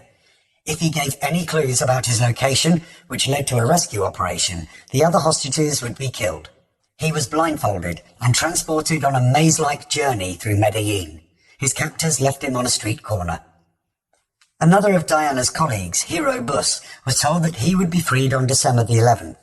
The owners of his house of captivity were a couple who spent their bags of expense money provided by Pablo on constant parties and lavish dinners, attended by assorted family members and friends. They treated the large German as a celebrity, having seen him on TV. At least 30 visitors had posed for photos with him, obtained his autograph, and even feasted and danced with him. At a time when the couple had no money and the wife of the house had gone into labour, Hero Bus had lent them 50,000 pesos for her hospital bill. The day of his freedom, they returned his camera equipment and paid him back the 50,000 pesos, plus 15,000 pesos for an earlier loan. Unable to find the correct shoes for his large feet, they got him a small pair that didn't fit. He'd lost 35 pounds, so they bought him a shirt and trousers smaller than those he wore before captivity. His only wish that they'd never granted was his request to interview Pablo. Carrying his bags on his back, he was left by the headquarters of a newspaper, El Colombiano, with a letter from the extraditables praising his human rights activism and emphasizing that the capitulation policy should guarantee the safety of the extraditables and their families. The first thing he did was ask a passerby to take his photo. The release of 2 hostages lifted Diana's spirits, which were further boosted when the guards told her and her companion, Azucena, that they were next. But as they'd heard that before, part of them refused to believe it. Assuming that one would be freed before the other, they each wrote a letter for the other to deliver to their family. On December the 13th, whispers and noise in the house roused Diana, who leapt out of bed expecting to be freed. Suddenly energized, she woke Azucena and they both packed. While Diana showered, a guard told Azucena that only she was going. Azucena got dressed. After emerging from the shower, Diana gazed at her companion, her eyes glistening with anticipation. "Are we going, Azu?" Breathing deeply, Azucena lowered her head. "No, I'm going alone." Azucena started crying. Even though she felt as if she'd been stabbed in the heart, Diana mustered the courage to say, "I'm so happy for you. Don't worry. I knew it would be this way." She gave Azucena a letter for her mother, asking Nidia to celebrate Christmas with Diana's children. Diana hugged Azucena. They walked to the car and hugged again. Azucena got inside. Diana waved. On the way to the airport, Azucena heard her husband on a radio broadcast. Asked what he'd been doing when he found out that she was going to be released, he said he'd been writing a poem to her. On December the 16th, they celebrated their 4th wedding anniversary together. On December the 17th, Diana's cameraman, Orlando, was in a room he'd recently been moved to. Ruminating on the cause of the fresh bloodstains on the mattress, either a stabbing or torture, was making him feel ill. His door opened. In walked Don Pacho, the boss in charge of Diana's house. "Put clothes on. You're leaving now." With hardly any time to dress, convinced he was going to be killed, he was given a statement for the media, and his eyes were covered. Don Pacho drove him through Medellin, gave him 5,000 pesos for a taxi, and dropped him off at 9 a.m. Unable to hail a taxi, he called his wife. "Slim, it's me." At first, she didn't recognize his voice. "Oh my God." During Orlando's captivity, they decided to have a second child when they were reunited. After a couple of nights of being around too many people wanting to speak to Orlando, they got lucky right away. Diana kept abreast of the news via TV, radio and newspapers, but missed the enjoyment of discussing it with Azucena. In her diary she wrote, "I don't want, and it isn't easy to describe, what I feel at each moment, the pain, the anguish, the terrifying days I've experienced." Increasingly she mulled over dying in a rescue attempt, while hoping her release would be pretty soon now. Don Pacho stopped having long conversations with Diana and bringing her newspapers. Having requested to meet Pablo, she rehearsed what she would say to him, convinced she'd be able to get him to negotiate. Hearing her mother on TV or radio gave her hope. "I've always felt she was my guardian angel." She was convinced that her mother's determination would result in a Christmas release. On Christmas Eve, a party at the house holding Diana included barbecued meat, alcohol, salsa music, coloured lights and fireworks. Assuming it was her leaving celebration, she expected to be told to pack her belongings. On Christmas Day, the guards gave her a lined leather jacket, which she believed was to keep her warm in the cold weather during her imminent freedom. She envisioned her mother getting supper ready and a wreath of mistletoe at home with a welcome message for her. But watching all of the holiday lights getting turned off crushed her hope. The next day, her family appeared on a Christmas TV show, including her 2 children, who had grown in her absence, and brothers and sisters. Even though the family hadn't been in a celebratory mood, it had been arranged due to the letter delivered by Azucena. Nydia too had anticipated Diana's release that day. Diana wrote, "I confess my sorrow at not being there, not sharing the day with all of them. But it cheered me so. I felt very close to everyone. It made me happy to see them all together." As usual, her thoughts shifted to her situation. Why wasn't the government more actively pursuing the surrender of the extraditables if it had satisfied their requests? As long as that is not demanded of them, they will feel more comfortable about taking their time, knowing they have in their power the most important weapon, the hostages, for exerting pressure on the government. She compared the negotiations to a game of chess. But which piece am I? I can't help thinking we're all dispensable. She'd lost faith in the notables. They'd started out with an eminently humanitarian mission and ended up doing a favour for the extraditables.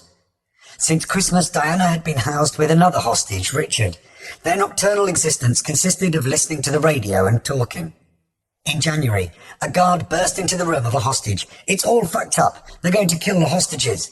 Due to the murder of the Priscos, a group close to Pablo, by the authorities, Pablo had decided to kill a hostage every 3 days. Diana overheard the guards discussing the death of the Priscos. One was crying. "And what do we do now with the merchandise, the hostages?" a guard said. "We'll get rid of it." The words instilled Diana with so much fear that she couldn't sleep. She was told that they would soon be changing houses.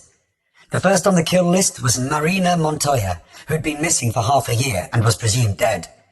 Her brother had been the president's secretary general and had endured the kidnapping of his own son, who was released, only to be followed by the kidnapping of his sister 9 months later. Once a stately figure, old Marina had withered from illness and worry. She'd charmed some of the guards who treated her as a grandmother figure.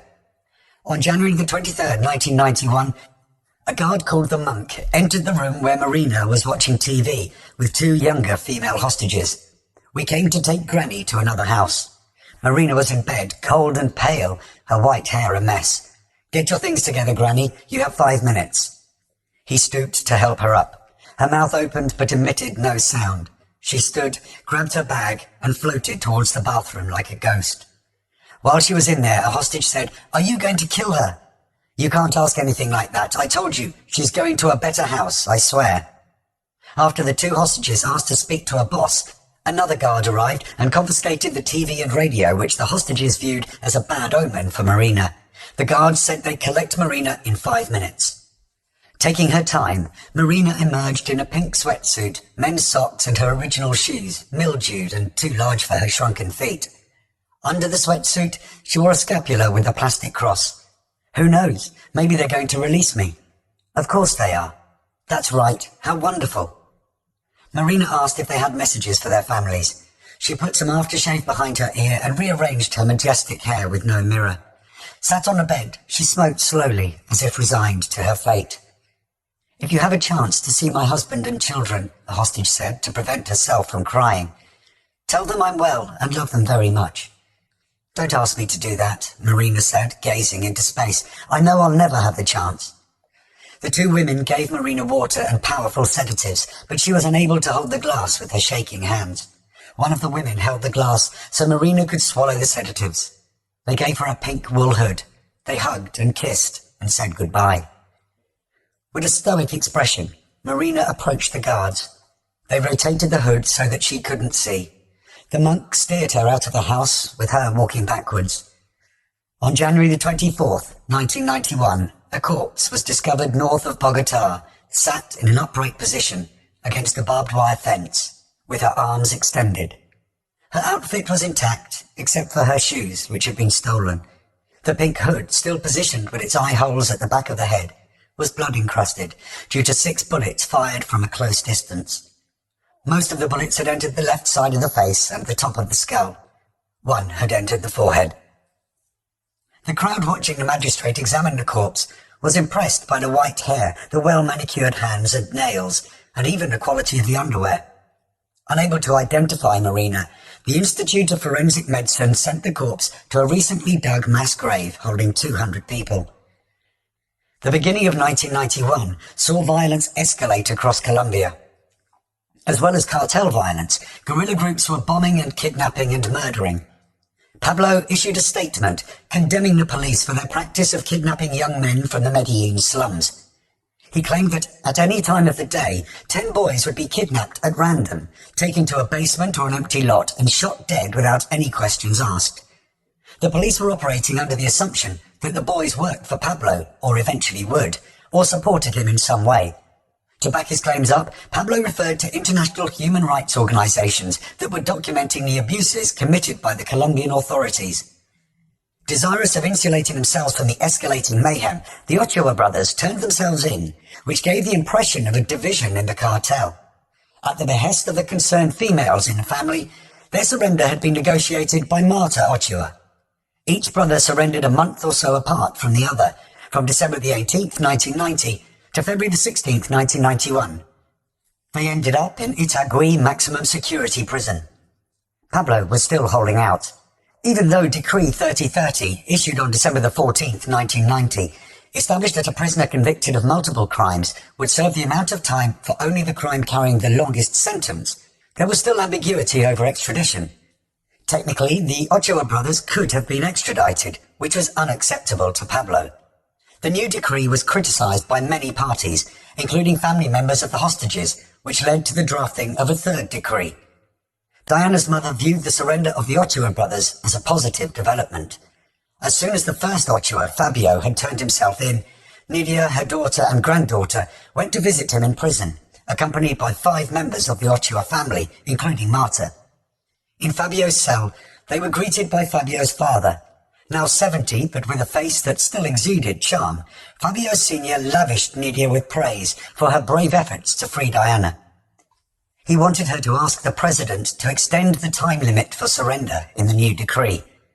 Unable to do so, she recommended that they put the request in writing. He offered to help her however he could. When it was time for her to leave, the younger Fabio said to Nidia, "Where there is life, there is hope." Nidia visited the released hostage, Hero Moose, who said that after his first week of captivity, he hadn't seen Diana, but the guards had told him that she was well. His biggest concern was a rescue attempt. You cannot imagine the constant threat that they'll kill you, not only because the law, as they call it, is there, but because they're also so edgy. They think the tiniest noise is a rescue operation. He recommended that she continue to lobby against the rescue, and for a change to the time limit on surrender. Since Pablo's announcement about killing hostages, Nidia had been envisioning the worst for Diana. She pressed senior government officials to rely on intelligence agencies rather than launch a rescue, but her efforts were unable to fix her shattered heart. A pain aggravated by a feeling that something bad was imminent, and a radio broadcast by the extraditables, pledging to wrap the hostages' corpses in sacks and drop them off at the presidential palace if the decree remained unchanged. She left the message, "I implore you to ask the President and the members of the Council on Security if they need to find bags of dead hostages at their door before they change the decree." When the President said that Decree 3030 needed more time, Nidia replied, "A change in the deadline is necessary not only to save the lives of the hostages, but it's the one thing that will make the terrorists surrender. Change it and they'll let Diana go." The President refused, because he didn't want to reward the extraditables with what they wanted by taking the hostages. Democracy was never endangered by the assassinations of 4 presidential candidates or because of any abduction, the President said later. The real threat came at those moments when we faced the temptation or risk or even the rumor of a possibility of an amnesty. Disappointed in Dr. Turbay for not being more proactive, Nidia decided to write a letter to the President in the hope of inducing him to take more action, but she needed divine inspiration first. Cloistered in a room with a statue of the Virgin Mary and candles, Nidia prayed all night. At dawn, she started writing multiple drafts, some of which she tore up, while sobbing endlessly. I don't pretend to be composing a public document. I want to communicate with the President of my country and, with all due respect, convey to him my most considered thoughts and a justifiably anguished plea. The country knows, and all of you know, that if they happen to find the kidnappers during one of those searches, a terrible tragedy might ensue. If the President didn't amend the decree, this would mean that the distress and anguish suffered not only by the families but by the entire nation would be prolonged for endless months. Because of my convictions, because of the respect I have for you as First Magistrate of the nation, I would be incapable of suggesting any initiative of my own devising. But I do feel inclined to entreat you, for the sake of innocent lives, not to underestimate the danger that time represents. The extraditables issued a statement about the murder of the Prisco gang, which included 2 brothers and the man in charge of Diana's captivity, Don Pacho. They claimed that the police had used the usual excuse of a gunfight to kill Pablo's associates in cold blood. One had been slain in front of his young children and pregnant wife, the other in his wheelchair. He had been paralyzed during a previous assassination attempt. Within a week, a second captive would be murdered. The statement was the realization of Nydia's fears. She had a sense that they were going to kill her daughter, and there was nothing that she could do to move the people who could prevent it. The father of one of the hostages called the President. "You have to stop these raids." "No," the President said. "That isn't why I was elected."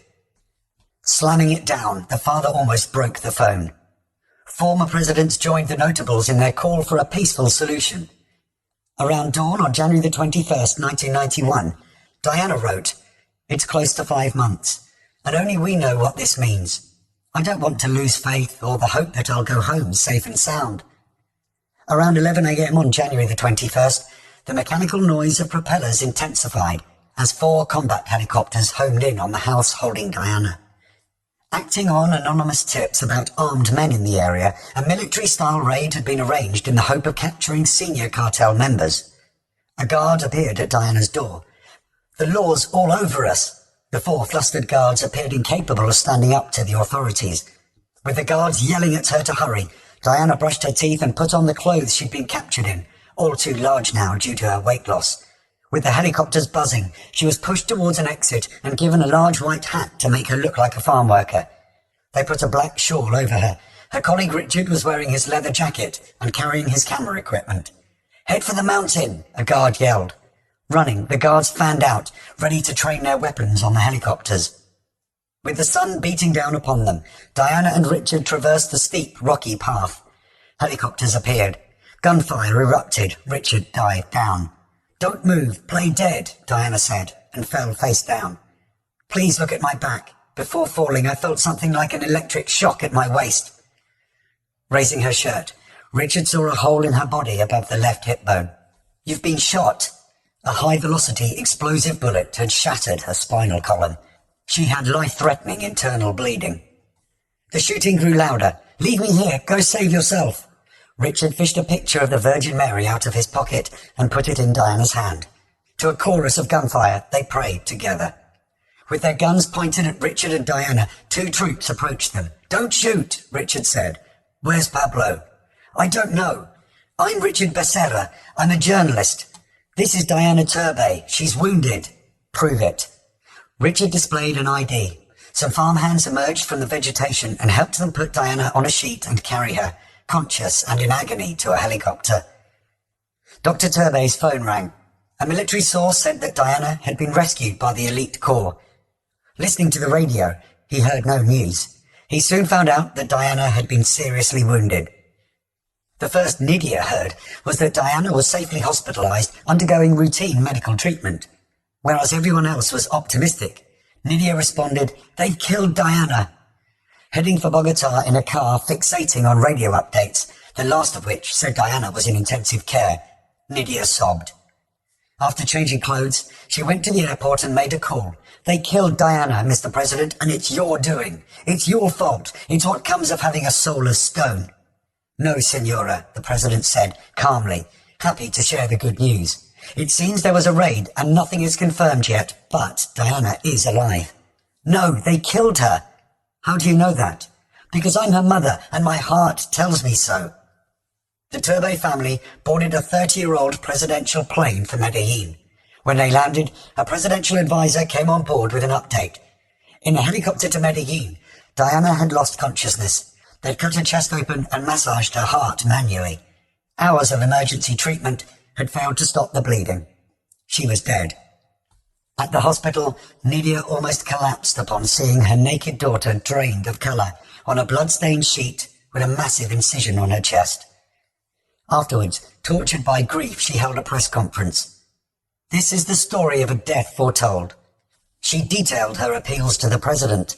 While holding the extraditables responsible, she said that the guilt should be shared equally by the government and the president, who, with lack of feeling, almost with coldness and indifference, turned a deaf ear to the appeals that there could be no rescues and that the lives of the hostages not be placed in danger. The media reported her statement. The president called a meeting. He wanted to issue a denial of Nidia's claims, but instead it was decided that all of the senior members of the government would attend the funeral. Before the funeral, Nidia sent Diana's letters to the president. In a crowded cathedral, the president got up and walked towards Nidia, intending to shake her hand, his every step followed by the eyes of the mourners and the lenses of the media. Convinced Nidia would turn away from him in disgust, he held out his hand. Cameras clicked and lights flashed. Relieved that he hadn't attempted to hug her, she shook it gingerly. After the mass, Nidia asked to see the president to give him some new information. Although he feared she was coming to pluck out his heart, he agreed to see her. Wearing black, Nidia entered his office. "I've come to do you a favour." Having learned that the president hadn't ordered the fatal raid, Nidia asked for his forgiveness. Convinced that he had been deceived, she discovered that the purpose of the raid was indeed to free the hostages, not to capture Pablo. The authorities had obtained the location of the house holding the hostages by capturing and torturing one of Pablo's gang. After taking the troops to the house, the gang member had been shot, left at the scene, and accounted for as someone killed in the shootout. The attitude of the president, which Nidia later described as a block of ice, reduced Nidia to tears and provoked her into relaunching her earlier attacks. Just think about it. What if your daughter had been in this situation? What would you have done then? Without giving him any time to answer, she said, "Don't you think, Mr. President, that you were mistaken in your handling of this problem?" "It's possible." Nidia shook his hand and bolted out. The police had claimed that Diana had been shot in the spine by one of the kidnappers. Pablo's version of events concurred with Nidia's story. He said the police had tortured two of his men, whom he named and for whom he provided ID numbers.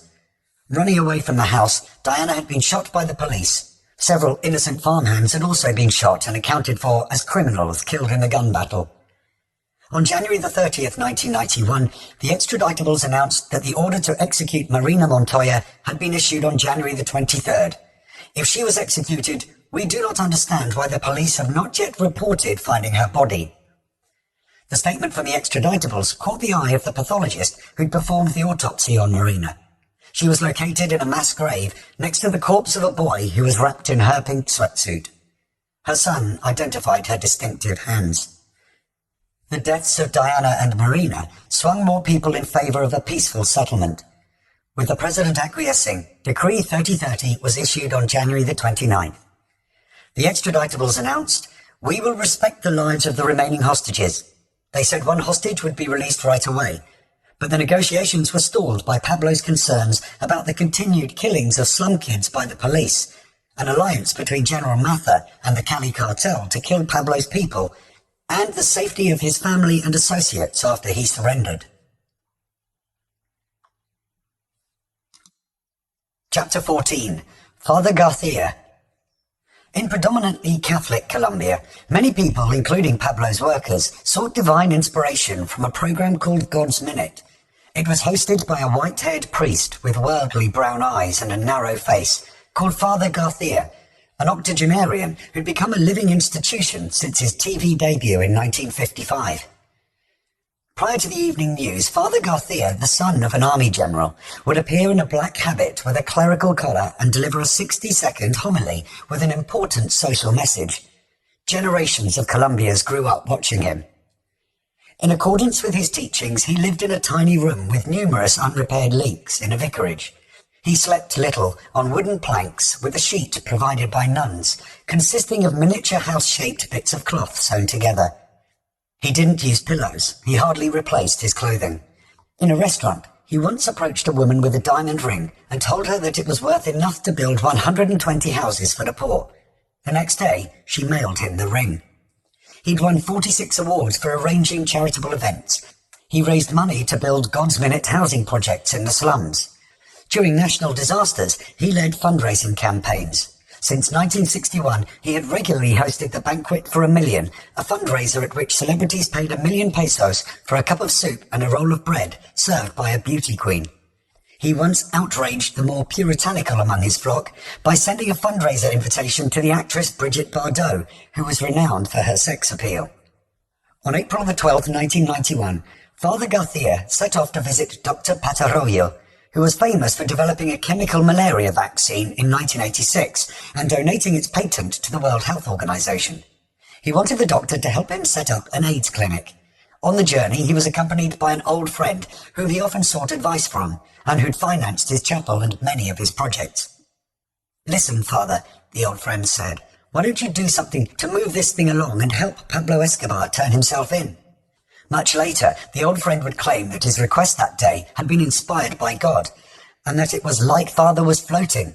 During the interview with Dr. Patarroyo, the only thing on his mind was what I had said, and when we left, I thought he looked so excited that I began to worry. With the priest in a rapturous state over what to do about Pablo, the old friend took him to rest at a holiday home in the Caribbean. But Father Garcia slept little. He jumped up in the middle of meals to go on long walks of contemplation. "O Sea of Coveñas," he yelled at the tide, "can I do it? Should I do it? You know everything. Will we not die in the attempt?" After such walks, he'd return as if hypnotized and discuss the answer he'd received from God with his friend. By April the 16th, a complete plan had unfurled in his mind. On April the 18th, Father Garcia arrived at the TV studio at 6:50 p.m. Pablo's workers watched the man whom they considered a saint deliver a message to their boss.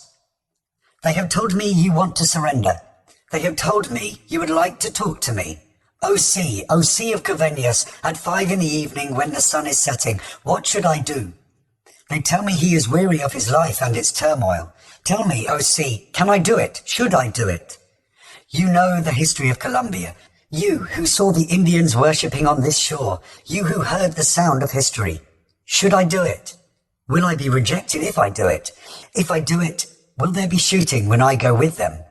Will I fall with them in this adventure?" Afterwards, Father Garcia was inundated with messages from across Colombia. A swarm of journalists started to shadow his movements. The public was divided. Some believed he was acting on behalf of God. Others thought that he was insane, and he'd crossed a line that separated beliefs in redemption from naivety. The next day, he showed up unannounced at the prison holding the Ochoas, who also trusted in his divine powers. As the negotiations required a degree of secrecy, the Ochoas were concerned about his high profile. They referred him to Fabio Sr., who told him that Pablo would be amenable to his idea, and that the traffickers who generally believed in the Virgin Mary, the Holy Infant and assorted saints, would be more likely to surrender if Father Garcia were to bless such activity. 2 days later, the priest told journalists that the hostages would be freed soon, and that he was communicating with the extraditables. With Pablo having kidnapped his wife and sister, Alberto Villamizar had paid close attention to the priest's broadcast. The president had commissioned Villamizar to negotiate the release of the captives. His sister had recently been freed after the murder of Marina, but the extraditables were still holding his wife. As a politician, Villamizar had fought attempts by colleagues to pass legislation against extradition. In return, Pablo had sanctioned a hit on him in 1986. Following its failure, Villamizar was appointed to ambassador to Indonesia, where he felt safe until US security forces captured a hitman in Singapore sent to kill him. Watching God's Minute convinced him that Father Garcia could play an important part in the negotiations. In recent months, with media interest in Pablo's possible surrender escalating, Villamizar's letters to Pablo had achieved nothing. Pablo was still insisting on the police being held accountable for the murders of slum kids, and claiming that General Matha had been behind the assassination of the presidential candidate Luis Carlos Galán, for which Pablo had been blamed. Tell Doña Gloria that Martha killed her husband. There can be no doubt about it. Pablo continued to accuse Martha of allying with the Cali cartel. Martha responded that he wasn't going after the Cali cartel or even drug traffic, but after traffickers committing terrorism. Martha sensed that Pablo was going to call for his resignation as a condition of his surrender. Many books on Pablo have portrayed his battle with Martha as one of evil versus good. The reality was far more complex. On November the 25th, 2010, Colombian prosecutors issued an arrest warrant for Martha for his involvement in Galan's murder. The prosecutors claimed that Martha had intentionally reduced Galan's bodyguard contingent to enable the assassination of which Pablo had been accused. Pablo had told Villamizar the truth about Martha. Seeking advice, Villamizar, with a stern intellectual face, bags under his hazel eyes, short brown parted hair and a slight beard turning grey, visited Jorge Ochoa in prison, who sent him to the Ochoa ranch La Loma to see his father. Cradling a whiskey and sitting in his throne-like chair, Fabio Sr. sympathized. "We won't screw around anymore with letters. At this rate, it'll take 100 years. The best thing is for you to meet with Escobar and for the two of you to agree on whatever conditions you like." In a letter to Pablo, Fabio Sr. proposed that Villamizar be transported to him in the boot of a car. Pablo responded, "Maybe I'll talk to Villamizar, but not now." Villamizar tried to broker a month's truce from the National Police, who refused to halt operations against such a criminal as Pablo. "You're acting at your own risk, and all we can do is wish you luck." Villamizar went to see Father Garcia at the TV studio. They visited the Ochoas in prison. In a cell, the priest dictated a letter in the exact same manner he delivered his sermons on TV. He invited Pablo to join him in bringing peace to Colombia. In this endeavor, he hoped to be accredited by the government so that Pablo's rights and those of your family and friends will be respected. He asked Pablo not to make impossible demands on the government. He concluded with, "If you believe we can meet in a place that is safe for both of us, let me know." Pablo responded 3 days later. He requested disciplinary sanctions against the police he'd accused of murdering the kids in the slums. He agreed to surrender and to confess to a crime, even though no evidence existed anywhere in the world of any crime alleged to have been committed by him. The priest was disappointed that Pablo hadn't agreed to meet him. After corresponding with Pablo in secrecy for 5 months, Villamizar was concerned about the priest's high profile, which now included journalists camped outside of his ascetic living quarters. On May the 13th, 1991, Villamizar received a letter from Pablo, requesting that he take the priest to the Ochoas at La Loma and keep him there for as long as possible. It could be days or months because Pablo needed to examine every detail of the operation. If any security issues arose, negotiations would collapse. On May the 14th at 5 a.m, Villamizar showed up at the priest's study where he was hard at work.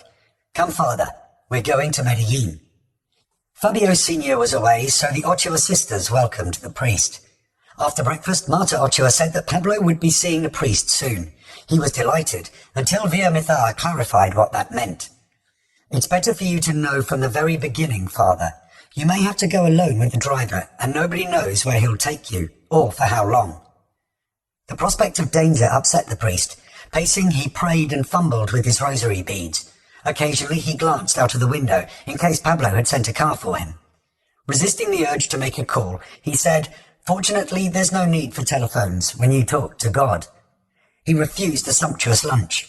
Resting on a canopy bed, he couldn't sleep. At 4 p.m, he appeared in Villamizar's room. "Alberto, we'd better go back to Bogotá." With difficulty, the Ochoa sisters convinced him to stay. As the sun set, he insisted on leaving, but was rebuffed by the majority. Although Father Garcia was adept at many things, he was useless at removing his contact lenses. That job was entrusted to his faithful secretary, Paulina, who'd been working for him since she was a teenager, and even after marrying and having a son, had continued to attend to his daily needs. She usually travelled everywhere with him, and handled the delicate matter of his lenses. On this occasion, the Ochoa sisters helped the troubled priest extract his lenses. Expecting Pablo to send a car in the dead of night, Father Garcia and Villamizar couldn't sleep. In the morning, despite many attempts, nobody was able to put the priest's contact lenses in, which upset him so much that he didn't sit for breakfast. Finally, a woman in charge of the ranch managed to get them in. After gazing out of the window in a bad mood, Father Garcia sprang from his chair. "I'm leaving. This whole thing is as phony as a rooster laying eggs." Persuaded to stay until lunch, he regained his composure and resumed eating and talking in a friendly way. He announced that he was going to take a nap. "But I'm warning you, as soon as I wake up, I'm leaving." Hoping to come up with a strategy to retain the priest beyond his nap, Marta Ochoa made some calls, but none were productive. Around 3 p.m, a car arrived. Villamizar went to the priest's room. "Father, they've come for you." The half-awake priest shook his terror off and made the sign of the cross. "Kneel down, my boy. We'll pray together." After praying, he stood. "Let's see what's going on with Pablo." Outside, Villamizar told the driver, "I'm holding you accountable for the father. He's too important a person. Be careful what you people do with him. Be aware of the responsibility you have." The driver's face pinched with disdain. "Do you think that if I get in a car with a saint, anything can happen to us?" The driver had the priest don a baseball cap to disguise his snowy hair. In a passenger seat, the priest removed his baseball cap, tossed it out of the window, and yelled at Villamizar, whose face was crinkled with concern. "Don't worry about me, my boy. I control the waters."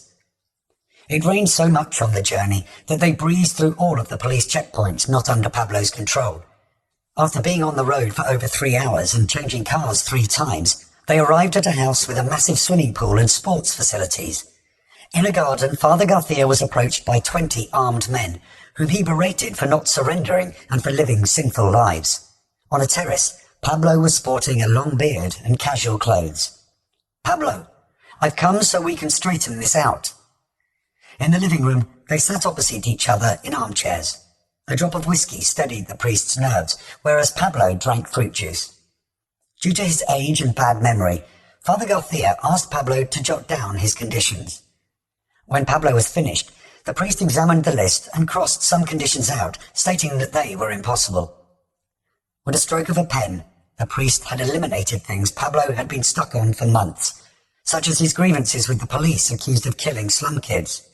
The document ended up a combination of Pablo's conditions modified by the priest's scrawl, with the addition of further clarifications by Pablo. "Are you responsible for killing 4 presidential candidates?" Father Garcia said. "I've not committed all of the crimes attributed to me," Pablo said. "The extraditables have Maruja, Villamizar's wife, in normal conditions and good health. The hostages will be released as soon as the terms for surrender are arranged. I acknowledge the president's good faith and willingness to reach an agreement." When the priest stood to leave, a contact lens fell out. He struggled but couldn't put it in. Pablo tried and failed, as did the staff. "It's no use. The only one who can do it is Paulina." "I know who Paulina is and exactly where she is," Pablo said, taking the priest by surprise. "Don't worry, Father. If you like, we can bring her here." Eager to go home, Father Garcia opted to depart with one eye minus a lens. "Will you bless this little gold medal?" Pablo pointed at it around his neck. In the garden, surrounded by bodyguards, the priest blessed Pablo's medal. "Father," a bodyguard said, "you can't leave without giving us your blessing." Around the priest, they all kneeled, including Pablo. After blessing them, he urged them to renounce crime and help to bring peace. At 8:30 p.m, the priest arrived at La Loma on a tranquil night, with the stars shining bright. After the car parked, he sprang out with athletic dexterity into the hands of Villamizar. "Take it easy, my boy. No problems here. I had them all on their knees." For the rest of the evening, Father Garcia remained in a sprightly mood. He wanted to jump on a plane and meet the president, but the Ochoa sisters convinced him to rest. In the middle of the night, he paced around the house, conversing with himself and God. On Thursday, May the 16th at 11 a.m, Father Garcia and Villamizar landed in Bogotá, where Villamizar told his son that his mother would be released in 3 days. The priest was besieged by journalists. "If we don't defraud him, Pablo, he'll become the great architect of peace. Deep down, all men are good, although some circumstances can make them evil." Contradicting the media's portrayal of Pablo for the previous 2 years, Father Garcia said, "Escobar is a good man." The extraditables issued a statement the day before the presidential meeting. "We have ordered the release of Francisco Santos and Maruja Pachon." Journalists descended on Villamizar's house. Pablo sent a message to Villamizar. confirming that his wife would be released on Monday at 7 p.m. On May the 21st at 9 a.m., Villamizar would have to return to Medellin as part of Pablo's surrender. On Monday, the 6 a.m. news announced that Father Garcia would be hosting a press conference at noon after meeting the president. Up early, the president had adjusted his schedule to meet his advisors, whom he told, "Okay, let's finish this assignment." One advisor conveyed General Mather's belief that Pablo would not surrender without a pardon from the Constituent Assembly, but added that such a pardon would be useless to Pablo, whose enemies, such as the Cali cartel, had condemned him to death. It might help him, but it's not exactly a complete solution. Pablo's main concern was being housed in a prison that would protect him and his people. Worried that the priest might convey an impossible demand from Pablo that would sabotage the negotiations, the advisors recommended that the president not attend the meeting on his own, and that he issue a statement immediately after the meeting to quell speculation. The special meeting commenced at noon. Father Garcia was accompanied by 2 clerics and Villamizar, who brought his son. With the president were his private secretary and a senior politician. While the meeting was photographed and videoed, Father Garcia detailed his discussion with Pablo and expressed a belief that Pablo would surrender and free the hostages. He produced the notes from the meeting, rumours of which had achieved great heights in the media. Pablo's main condition was that the prison be the one he'd selected in Envigado. Studying the notes, the president expressed dismay over Pablo not promising to release the hostages, but only agreeing to bring the matter up with the extraditables. Villamizar smoothed things over by pointing out that it was Pablo's strategy not to provide any written evidence that could be used against him. The priest wanted to know what he should do if Pablo requested his presence at the official surrender. "You should go, Father," the president said. "Who would guarantee my safety? No one can provide better guarantees than Escobar for the safety of his own operation." The president asked Father Garcia to tread lightly with the media, to prevent them from quoting anything that might upset Pablo. The priest agreed. "I've wanted to be of service in this, and I am at your disposal if you need me for anything else." The meeting lasted for 20 minutes, and there was no press release. Anticipating his wife's return, Villamizar took a shower. At 6 p.m. his phone rang. "She'll arrive a few minutes after 7, a stranger said. "They're leaving now." In the living room, he waited with family members and journalists. After 7 p.m, Maruja called from a house near to where she'd been dropped off by the kidnappers. Villamizar sped over there. He sprinted into the house and embraced his malnourished wife, whose large brown eyes gleamed with love and relief.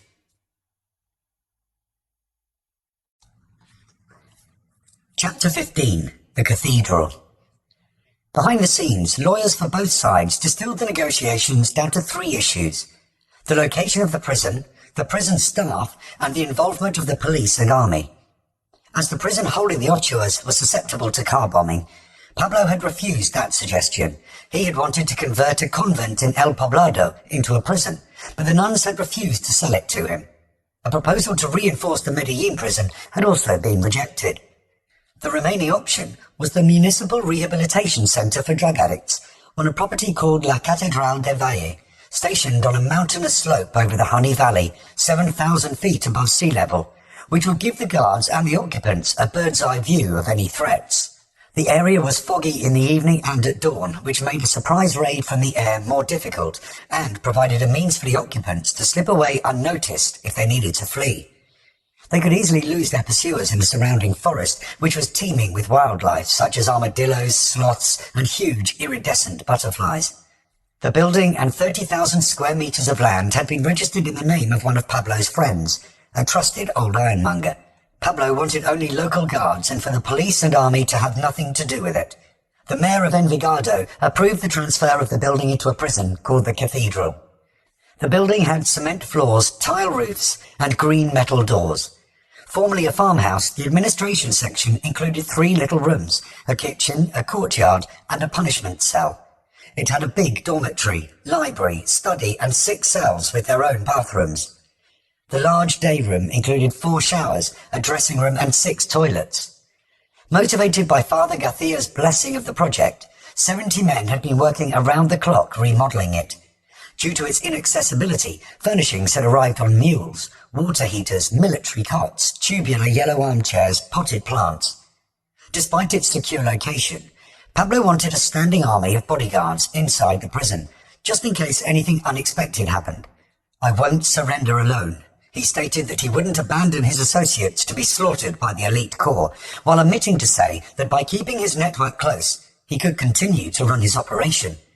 As added insurance, Pablo and Roberto buried weapons near their designated cells. "One day we'll need them," he told Roberto. The night of his wife's release, Villamizar stayed up until dawn chatting with her. After an hour's sleep, he set off for Medellin. At La Loma, he met the monkey, one of two men, including Jorge Ochoa, whom Pablo had authorized to finalize the negotiations. The monkey was tall, blonde, and had a golden moustache. The phone rang. "Dr. Villa, are you happy?" Pablo asked Villamizar. "I thank you for coming. You're a man of your word. And I knew you wouldn't fail me. Let's start to arrange how I'll turn myself in." The monkey and Villamizar visited the cathedral and discussed security concerns as they examined a double fence over 9 feet high with 15 rows of electrified barbed wire. Out of the 9 watchtowers, the 2 at the entrance were being reinforced. Villamizar frowned upon the Italian tiles in Pablo's bathroom, so they were changed. After the inspection, Villamizar said, "It seemed to me a very prison-like prison." An arrangement with Pablo had been made whereby Villamizar would receive an anonymous call. "In 15 minutes, doctor." Then he'd go to his upstairs neighbor, Aseneth, and take a call from Pablo. As her house was a stronghold of writers and artists who came and went throughout the day and night, it was considered a safe place for Pablo to call. One evening, Villamizar didn't get to the phone on time. Aseneth answered. "He doesn't live here." "Don't worry about that," Pablo said. "He's on his way up." Villamizar tried to tell Aseneth what was going on. She covered her ears. "I don't want to know anything about anything. Do whatever you want in my house, but don't tell me about it." At La Loma, Villamizar's wife thanked the Ochoas for facilitating her release. Villamizar mentioned that her emerald and diamond ring taken by her kidnappers had not been returned as promised. The monkey's offer to buy a new one was declined because Maruja wanted the original due to its sentimental value. The monkey said he would refer the matter to Pablo, who tracked the ring down and returned it. The president's fear of the priest saying a word that might threaten the negotiations at the last minute was realized during a broadcast of God's Minute. Father Garcia called Pablo an unrepentant pornographer and demanded that he return to God's path. The about-face astounded the viewers. Pablo thought that something seismic must have occurred behind the scenes. As the priest's blessing had cajoled Pablo's devout underlings into mass surrendering, Pablo was now faced with a rebellion. Pablo refused to surrender unless there was an immediate public explanation. In response, Villamizar hustled the priest over to La Loma to speak to Pablo on the phone. Out of the various explanations he offered, the one that satisfied Pablo was that an editing error had made him appear to say pornographer by mistake. Having recorded the conversation with the priest, Pablo played it to his underlings, which squashed the rebellion. Demands imposed by the government presented the next challenge.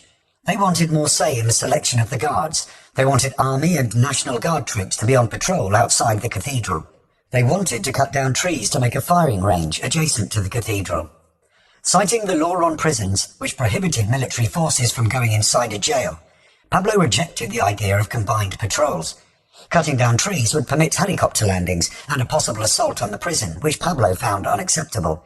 He changed his mind after it was explained that the removal of the trees would provide greater visibility, which would give him more time to respond to an attack. The National Director of Criminal Investigation was insisting on building a fortified wall around the prison in addition to the barbed wire, the prospect of which infuriated Pablo. On May the 30th, 1991, newspapers began reporting the terms of the surrender. What caught the public's attention the most was the removal of General Mather and 2 prominent police leaders. After meeting the president, Mather sent him a 6-page letter saying he was in favor of Pablo's surrender. "For reasons known to you, Mr. President, many persons and entities are intent upon destabilizing my career, perhaps with the aim of placing me in a situation of risk that will allow them to carry out their plans against me." He suspected that the government had negotiated his position away, even though there was no official evidence of them doing so. Pablo informed Mather that their war was over. There would be no more attacks. His men were surrendering. He was turning in his dynamite. He listed the hiding places for 700 kilos of explosives. Mather was skeptical. Losing patience with Pablo, the government appointed an outsider as the director of the prison, not a local person, as Pablo had requested. They assigned 20 National Guards to the prison, who were also outsiders. In any event, Villamizar said, if they want to bribe someone, it makes no difference if he's from Antioquia or somewhere else. Not wanting to make a fuss, Pablo agreed that the army could guard the entrance. The government offered assurances that precautions would be taken to ensure that his food wasn't poisoned. Policies and procedures for the prison were determined by the National Board of Prisons. Prisoners had to wake up at 7 a.m. At 8 p.m. they had to be locked in their cells. Females could visit on Sundays from 8 a.m. until 2 p.m. Men could visit on Saturdays. Children could visit the first and third Sunday of each month. On June the 9th, 1991, Medellin police troops started to implement security measures, including removing people from the area who didn't live there. 2 days later, Pablo asked for a final condition. He wanted the Prosecutor General to be present at the surrender. Pablo lacked the official ID necessary for a surrendering person. To get citizenship papers, he was supposed to go to an office at the civil registry, which was impossible for a man with so many enemies. His lawyers asked the government to issue citizenship papers without him having to make an appearance. The solution proposed was for him to identify himself with his fingerprints and to bring an old notarized ID, while declaring that his new ID had been lost. On June the 18th, the monkey called Villamizar at midnight, waking him up. Villamizar took the elevator up to Aseneth's apartment, where a party with accordion music was in full swing. Wrestling his way through the revelers, he was stopped by Aseneth. I now know who's calling you.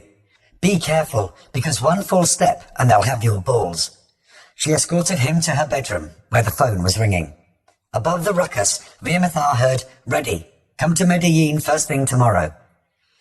At 5 a.m., Villamizar appeared at the dwellings of Father Garcia, who was in the oratory finishing Mass. "Well, Father, let's go.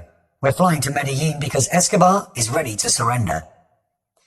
On the civil aeronautics plane were representatives of the government. Travelling with the priest was his nephew, who assisted him. They were met at the Medellin airport by Marta Ochoa and Jorge Ochoa's wife, Maria Lea. The officials went to the Capitol building. Villamizar and Father Garcia headed for Maria Lea's apartment. Over breakfast, the arrangements for Pablo's surrender were finalized. The priest was told that Pablo was on his way, employing his usual evasive techniques, traveling sometimes by car and other times walking around checkpoints. Pablo's imminent surrender unnerved the priest so much that one of his contact lenses fell out, and he stood on it. To remedy his despair, Marta Ochoa took him to an optician to get a pair of glasses. On the way there and back, they were stopped at numerous checkpoints, where the guards saluted Father Garcia for bringing peace to Medellin. At 2:30 p.m., the monkey showed up and said to Villamizar, "Ready. Let's go to the Capitol building. You take your car and I'll take mine." At the Capitol building, the women waited outside. Putting on dark glasses and a golfer's hat, the monkey disguised himself. Misidentifying the monkey, a bystander called the government to report that Pablo had just surrendered at the Capitol building. About to leave the building, the monkey received a call on a two-way radio, notifying him that a military plane was heading for the city, carrying injured soldiers. To keep the airspace open for Pablo, Villamizar had the military ambulance rerouted and repeated his order to keep the sky clear. "Not even birds will fly over Medellin today," the defense minister wrote in his diary. After 3 p.m., a helicopter lifted from the Capitol building's roof, with the government's representatives and a popular journalist. 10 minutes later, an order was dispatched to the monkey's radio. A second helicopter took off with the monkey, Villamizar, and Father Garcia. As they flew, a radio broadcast announced that the government's position on extradition had been defeated in the Constituent Assembly by a vote of 51 to 13, with 5 abstentions. It was official confirmation of Pablo's demand for non-extradition. The reversal on extradition had come about at a time when President George H.W. Bush was mustering support for the invasion of Iraq. Colombia had used its seat on the United Nations Security Council to vote against the attack. Bush had wanted the Colombian government to reverse its position. Dozens of traffickers had been extradited to America, which was still providing arms and soldiers to Colombia. In a quid pro quo, the Colombian president had voted to attack Iraq while reversing its policy on extradition. The monkey directed the helicopter to Pablo's location, a mansion behind a grove with a soccer pitch and tropical flower gardens. "Put it down over there. Don't turn off the engine." As the helicopter descended, the armed bodyguards on the field became apparent, encircling a bearded man with long hair. Over a dozen approached the helicopter.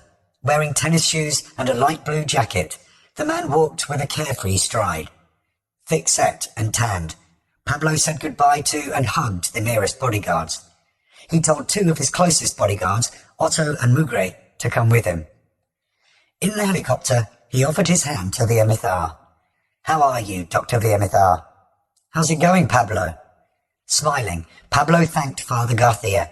He sat next to his bodyguards. Upon noticing the monkey, he said, "And you, in the middle of this, right to the end." His friendly tone left the passengers wondering whether he had praised or chastised the monkey. Smiling, the monkey shook his head. "Ah, Chief."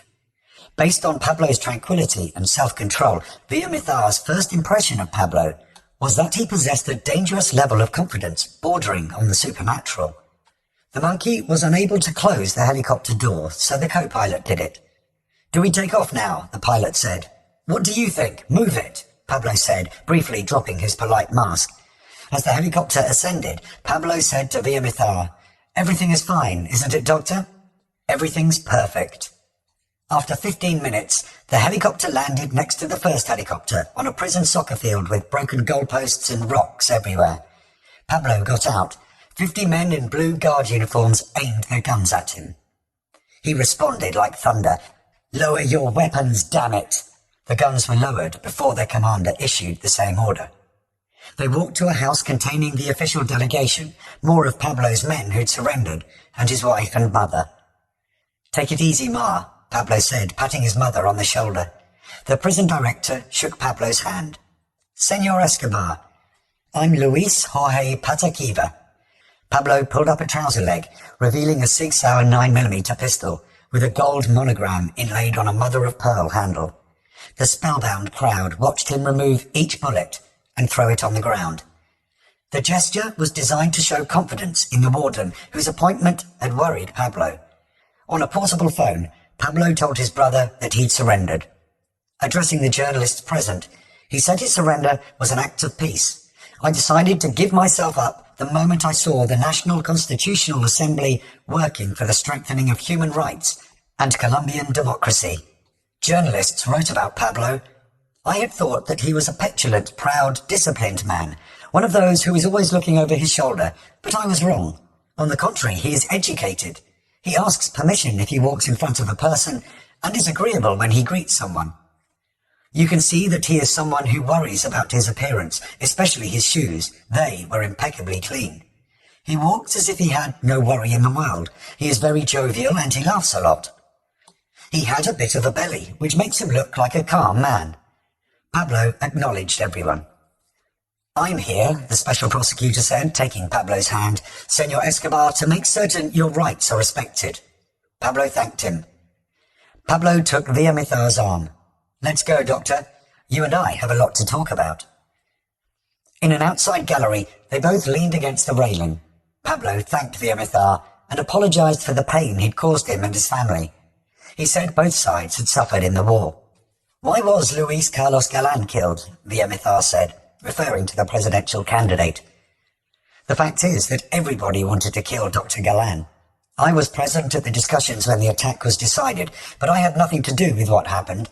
A lot of people were involved in that. I didn't even like the idea, because I knew what would happen if they killed him. But once the decision was made, I couldn't oppose it. Please, tell Doña Gloria that for me," Pablo said, referring to Galan's widow. "Why was an attempt made on my life? A group of friends in Congress had convinced me that you were uncontrollable and stubborn, and had to be stopped somehow before you succeeded in having extradition approved. Besides, in that war we were fighting, just a rumor could get you killed. But now that I know you, Dr. Villamizar, thank God nothing happened to you." "Why did you kidnap my wife and sister?" "I was kidnapping people to get something, and I didn't get it. Nobody was talking to me. Nobody was paying attention, so I went after Doña Maruja to see if that would work." Pablo said that the negotiations had convinced him that Villamizar was a brave man of his word, and he was eternally grateful for that. Even though he was not expecting them to ever be friends, Pablo assured Villamizar that nothing bad would ever happen to his family. "Who knows how long I'll be here, But I still have a lot of friends, so if any of you feels unsafe, if anybody tries to give you a hard time, you let me know, and that will be the end of it. You met your obligations to me, and I thank you, and will do the same for you. You have my word of honour. Pablo asked VMFR if he'd have a word with his mother and wife, who were having sleepless nights as they suspected the government had arranged for Pablo to be murdered in prison. 41-year-old Pablo underwent the medical examination required for new prisoners. His health was documented as that of a young man in normal physical and mental condition. Pablo said that the scar on his nose was due to an injury from playing football as a child. The only abnormality found was congestion in the nasal mucous membranes. To obtain imprisonment, Pablo cited a crime that he had been found guilty of by the French authorities, acting as a middleman in a drug transaction arranged by his cousin Gustavo. He issued a statement. That country's penal code gives one the right to apply for a revision of their case when they appear before their national judge, in this case a Colombian judge. This is precisely the objective of my voluntary presentation to this office. In other words, to have a Colombian judge examine my case. Rather than plead guilty to a crime, he had surrendered to appeal the French conviction. In court in Bogota, Pablo declared his job title as livestock farmer and added, "I have no addictions, don't smoke, don't drink." He said he'd done an accounting course and while incarcerated, he was going to obtain a college degree. I wish to clarify that there may be people who might try to send anonymous letters, make phone calls, or commit actions in bad faith under my name in order to harm me. There have been many accusations, but I've never been convicted of a crime in Colombia. Do you know where they got the 400 kilos of cocaine? The judge said, referring to Pablo's conviction in France. I think Mr. Gustavo Gaviria was in charge of that. Who is Mr. Gustavo Gaviria? Mr. Gustavo Gaviria was a cousin of mine. Do you know how Mr. Gaviria died? Mr. Gaviria was murdered by members of the National Police during one of the raid executions which have been publicly denounced on many occasions. Let's talk about your personal and family's modus vivendi and the economic conditions you've had throughout your life. Well, my family is from the north-central part of Colombia. My mother is a teacher at a rural school, and my father is a farmer. They made a great effort to give me the education I received, and my current situation is perfectly defined and clear before the National Tax Office. I have always liked to work independently, and since my adolescence, I've worked to help sustain my family. Even when I was studying, I worked in a bicycle rent shop and other less important jobs to support my studies. Later on, I got into the business of buying and selling cars, livestock and land investments. I want to cite Hacienda Nápoles as an example of this, that it was bought in conjunction with another partner at a time when these lands were in the middle of the jungle. Now they are practically ready to be colonized. When I bought the land in that region, there were no means of communications and transport, and we had to endure a 23-hour journey. I say this in order to clarify the image that people have that it's all been easy. Asked if he'd originally started in business with other people, Pablo said no. It all began from scratch, as many fortunes have started in Colombia and in the world. Tell the court what disciplinary or penal precedents appear on your record. Yes, there have been many accusations, but I've never been convicted of a crime in Colombia. The accusations of theft, homicide, drug trafficking, and many others were made by General Miguel Matha, according to whom every crime that is committed in this country is my fault. After he denied any involvement in the cocaine business, the judge insisted that he must know something about it. Only what I see or read in the media, what I've seen and heard in the media, is that cocaine costs a lot of money and is consumed by the high social classes in the United States and other countries of the world. I have seen that many political leaders and governments around the world have been accused of narco-trafficking, like the current Vice President of the United States, Dan Quayle, who has been accused of buying and selling cocaine and marijuana. I've also seen the declarations of one of Mr. Reagan's daughters, in which she admits to taking marijuana. And I've heard the accusations against the Kennedy family and also accusations of heroin dealing against the Shah of Iran, as well as the Spanish president. Felipe Gonzalez publicly admitted that he took marijuana. My conclusion is that there is universal hypocrisy towards drug trafficking and narcotics. And what worries me is that from what I see in the media, all the evil involved in drug addiction is blamed on cocaine and Colombians, when the truth is that the most dangerous drugs are produced in labs in the United States, like crack. I've never heard of a Colombian being detained for possession of crack because it's produced in North America. Pablo had a point. The journalist Gary Webb discovered that the CIA had facilitated the importation of tons of cocaine into America, some of which had contributed to the crack epidemic. George H.W. Bush and other senior politicians were deeply involved in such covert activity while using Pablo's operation as a smokescreen, all explored in my books American Made and We Are Being Lied To. What is your opinion, bearing in mind your last few answers, on narco trafficking? My personal opinion, based on what I've read, I would say that cocaine will continue invading the world, so long as the high class continue to consume the drug. I would also like to say that the coca leaf has existed in our country for centuries, and it's part of our Aboriginal cultures. How do you explain that you, Pablo Escobar, are pointed out as the boss of the Medellin cartel? Avoiding the question, Pablo referred the judge to a statement he'd submitted on videotape.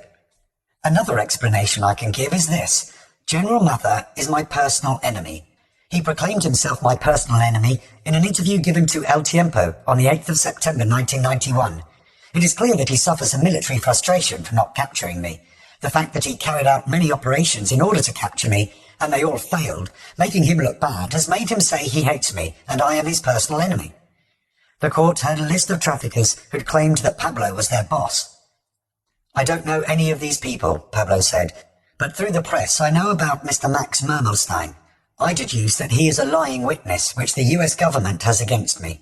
Everyone in Colombia knows that North American criminals negotiate their sentences in exchange for testifying against Colombians. I would like to add to the file a copy of Semana magazine, which has an article about Max Mermelstein to demonstrate what a liar this man is. Escobar was the chief of chiefs, the boss of cocaine trafficking, wore blue jeans and a soccer shirt, was tall and thin. Pablo stood to display his short, stout body. I ask you to tell me, am I a tall and thin person? For a gringo to say that one is tall, you would suppose that man to be very tall. By spending some of the millions he'd smuggled into the prison, it wasn't long before Pablo started to modify his surroundings to suit a man of his stature. He kept his cash in milk cans, inside containers of salt, sugar, rice, beans, and fresh fish, which were permitted inside because they were classified as food rations. Excess money was buried near the soccer field and in underground tunnels accessible by trapdoors in the cells. When his employees needed paying, helicopters transported cash out of the cathedral. He added a bar, lounge and disco, where he hosted parties and weddings. Famous people, models, politicians and soccer players danced and cavorted in the cathedral. He installed a sauna in the gym and jacuzzis and hot tubs in the bathrooms. In his bedroom he had a circular rotating bed and 2 other beds for his family. One of the biggest benefits to Pablo of no longer being on the run was the time he could spend with his family. Above his bed was a gold-framed portrait of the Virgin Mary. Large items such as computers and big-screen TVs on which they watched God's Minute were smuggled in by Roberto's son, who drove a truck laden with crates of soda, disguising the contraband. The truck brought women in too. Despite rules restricting visits to official days, people were always sneaking in. Vans with fake walls held up to 20 people. This method of entry was ideal for people who wanted to keep their visits a secret, such as criminals and politicians. Pablo's extensive record collection was there, including albums signed by Frank Sinatra, from when Pablo had visited him in Las Vegas, and Elvis records purchased during a Graceland trip.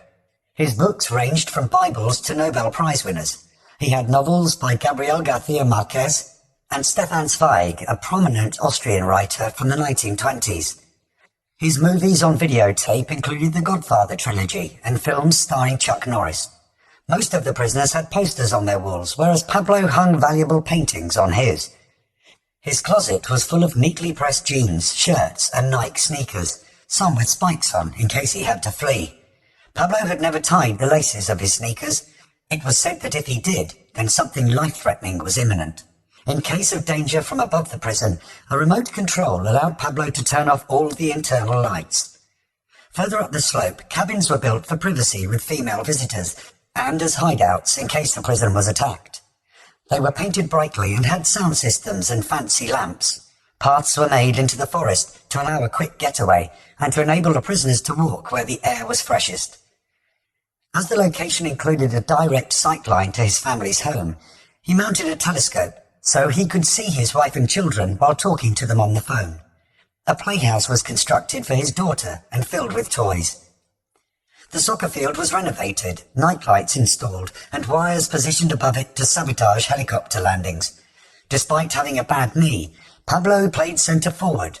His associates made tactful allowances for this, such as passing him the ball to score winning goals. The professional teams who came to play against Pablo and his men were careful never to win. Pablo had a replacement on standby in case he grew tired.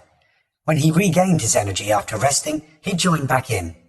The guards served the players refreshments. Sometimes his lawyers had to wait hours to see him if he was playing soccer. The introduction of two chefs, known as the Stomach Brothers, addressed Pablo's concerns about getting poisoned.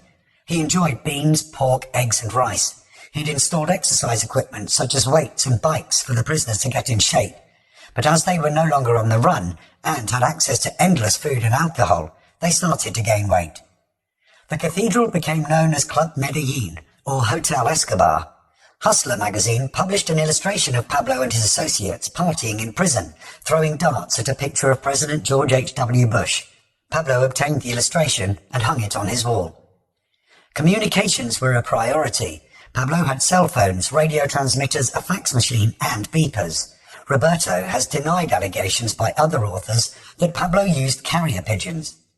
With the government protecting him instead of hunting him down, Pablo's cocaine business thrived. Father Garcia tried to help Pablo make peace with the Cali cartel. He arranged for Pablo to speak to its leaders, but little progress was made as they were too stubborn. "I don't believe a word of those two," Pablo told Roberto. A DAS agent, working as prison security, discovered that the Cali cartel had brought 4 bombs from El Salvador and was attempting to buy a plane to drop them on the cathedral. From then on, the guards fired at any planes flying too close to the prison. To address legal problems, Pablo had 30 lawyers working for him almost full-time. He was facing an indictment for being the intellectual author of the murder of the presidential candidate, Galan. One of Pablo's men, Laquita, was arrested in New York for traveling with a fake passport and was accused of being a player in a bombing of the Avianca Flight 203. During a raid of one of Pablo's properties, the authorities found paperwork linking Pablo to the assassination of the journalist Guillermo Cano. When he wasn't meeting his lawyers, Pablo was usually on the telephone or reading. He tried to learn Mandarin. At nights, he sat in a rocking chair and watched the lights come on in Envigado while thinking about his family. He received endless letters from people asking for help, business advice and money. If their stories checked out, Pablo often sent them cash. A teenager sent a photo of herself in a wedding dress and a letter offering her virginity in exchange for Pablo paying her college fees so she could become a lawyer. After her story was confirmed, he paid the fees without taking her offer up. People also gathered at the prison gate with notes for Pablo seeking his assistance. On December 1st, 1991, Pablo celebrated his 42nd birthday with a party in the cathedral, where his guests ate caviar and pink salmon while listening to live music. His gifts included a Russian fur hat from his mother. Photographed wearing it, he declared it would be his trademark. Pablo took trips to watch soccer games at the stadium he'd built in Medellin. The police diverted traffic to allow his vehicles access. He went Christmas shopping at a mall. He spent the 1-year anniversary of his surrender at a nightclub with family and friends. When the government attempted to build a maximum security prison based on the American model to transfer Pablo to, no construction company would accept the job. One said, "We're not going to build a cage with a lion already inside." Finally, a company owned by an Israeli security expert attempted to build it, with supposedly incorruptible workers from afar. Watching the work crew, Pablo's men started writing down their license plate numbers and eventually attacked them, causing many to quit. The project was abandoned. In early 1992, the Attorney General's office published photos taken at Hotel Escobar, including waterbeds, jacuzzis, big-screen TVs. The embarrassed president commissioned an investigation, but the Justice Minister found that the furnishings were legal because each prisoner was allowed a bed and a bathtub, and TVs were permitted for good behavior. "I want all of these things taken out immediately," the president said. "Tell the army to go in there and take everything. Escobar has to know we're not kidding." No government department wanted the job. "No way," the Minister of Defence said. "I cannot do it because I don't have the people." When it was pointed out that he had 120,000 troops, he still refused the assignment. Due to the deal struck with Pablo, the police couldn't do it. The DAS said that they couldn't act because they were only allowed inside the prison in the event of a riot. In the end, a lawyer was told to take a truck and some workers and to go to the prison and get the goods. "What have I ever done to you?" the lawyer responded. "Why do you give me this assignment?" Banking on the truck not being allowed to enter the prison so he could turn around and go home, the lawyer set off. When he arrived, the prison gate opened and Pablo waved them in. Upon being told why they were there, Pablo said, "Certainly, doctor. I didn't know these things bothered you. Please take everything out." Pablo and his men helped them carry the goods until everything was gone. The lawyer rushed to his boss with photos of the bare prison. While the president was examining the photos, all of the goods were heading back to the cathedral. Pablo claimed that his imprisonment was a personal sacrifice for the good of all of the traffickers, for whom he'd single-handedly got rid of extradition. Due to the benefits they were receiving, they were expected to compensate him by paying a tax. In prison, Pablo was tuned into everything going on outside, thanks to his extensive communications network. Those who tried to cheat him out of the tax, or were perceived to have swindled him in any way, were dealt with harshly. Pablo's friends, Fernando Galeano and Kiko Moncada, ran two of the biggest trafficking groups that Pablo taxed. They were smuggling cocaine into America via a route that Pablo had established through Mexico. Word trickled back to the cathedral that they'd been shortchanging Pablo, who viewed their deceit as a prelude to a takeover of his organization. Pablo learned where they stashed their money. His men confiscated $20 million. After denying Pablo's allegations, Galeano and Moncada asked for it back. He told them that he wanted to discuss it in person at the prison. Pablo gave Galeano and Moncada a lecture about everything that he'd done for them. According to Roberto, they were killed after they left the cathedral. Popeye killed Moncada and Otto shot Galeano. Within days, their brothers were also killed. Their distraught families begged for their corpses to give them proper burials, so Pablo told them where to find them. Pablo wanted all of the property belonging to their organizations. Their employees were told that they worked for Pablo. Their key people were smuggled into the cathedral through a secret tunnel to attend a meeting, many of them thinking they would die. "I'm declaring an emergency," Pablo said. "Your bosses are already dead. Now you'll turn over all their resources to me. If you lie, you'll die very painfully." He reminded them that he was the boss. He said they'd all be safe provided they paid him the tax. The DEA recorded a version of events based on an informant's statement. Escobar argued that while he and his close associates were in jail and needed money for their expensive war with the Cali cartel, Galeano and Moncada preferred to store money until it became moldy rather than use it to help their friends. Escobar convinced cartel members who genuinely liked Moncada and Galeano that if the two men were not killed, the Medellin cartel would be in a war with itself and they would all perish.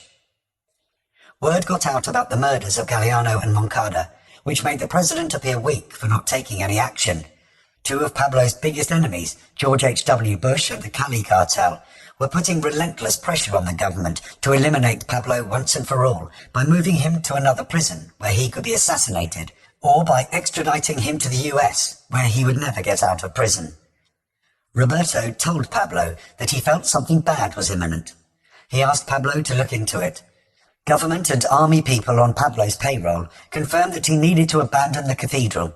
He was told that George H.W. Bush was threatening to invade Colombia on the grounds that the government was incapable of extraditing Pablo. Military trucks were spotted heading for the cathedral.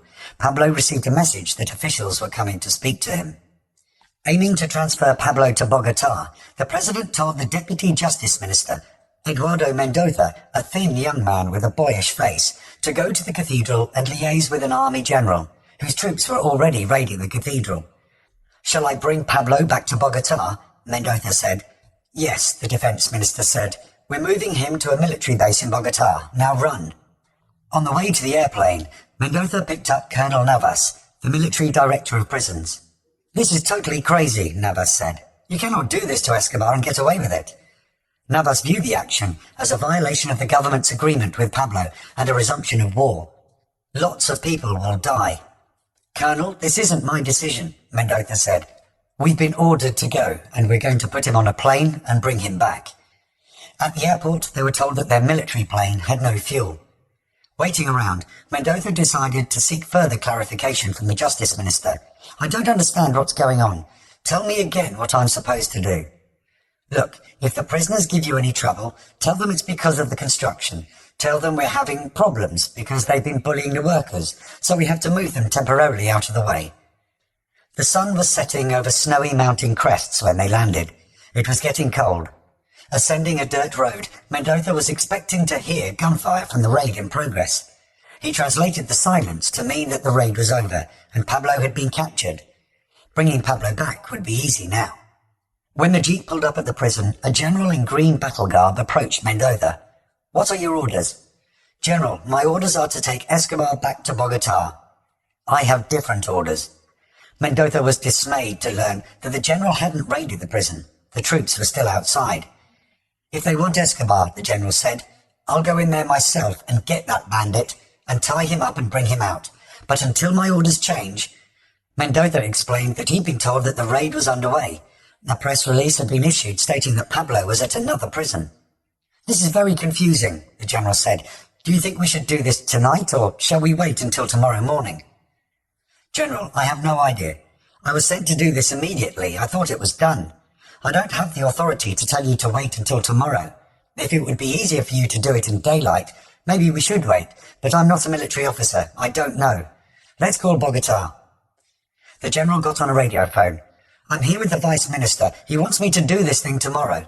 The general hung up and invited the dumbfounded Mendoza to dinner. A presidential military aide called Mendoza and chewed him out for interfering with a military operation by postponing it until tomorrow, which hadn't been Mendoza's idea. Troops gathering around the cathedral was a hot media story. Pablo might be escaping. Attempting to get things back on track, Mendoza turned towards the general. You must do it tonight, immediately. After getting off the phone, the general said that the new plan was to send Colonel Navas into the prison to assess the situation. I should be the one to go in, not you, Mendoza told the colonel. No, doctor, don't worry about it. The colonel marched to the prison gate. Open up. Almost an hour later, he returned. Well, the situation is under control, but these people are very scared. They told me that they'll start blowing the place up if the army tries to come in and take Escobar, which is what they hear on the radio is about to happen. Doctor, if you were to go in there and explain what is going on and calm them down, we may be able to save lots of lives. Exasperated and cold, Mendoza opted to go in. The gate opened. The guards lined up in formation. Senor Vice Minister, welcome to the cathedral. After declaring the numbers of prisoners and guards, the captain said, all is quiet. In jeans, a dark jacket and sneakers with the laces untied, Pablo emerged with Roberto to discuss the situation. Good evening, Doctor, he said to Mendoza. Despite being protected by 15 armed prison guards, Mendoza trembled as he said that the army had been ordered to search the rooms. I'm sorry, but I've made a deal with the government, Pablo said. The police and the army are not permitted inside. If you want, you can bring the regular prison officials to do this search, but I will not allow the army, and even less the police. Please remember, gentlemen, I fought a war with the police, and this policy is the result. Watching Mendoza turn pale and agitated, Pablo said, I'll allow some soldiers inside, but without their weapons. Mendoza made a call. Refusing to accept Pablo's offer, the president demanded that the army enter with weapons. They can't come inside with weapons, Pablo said. No one's coming here armed to kill us. We don't know what their intentions are. I don't trust them with my life.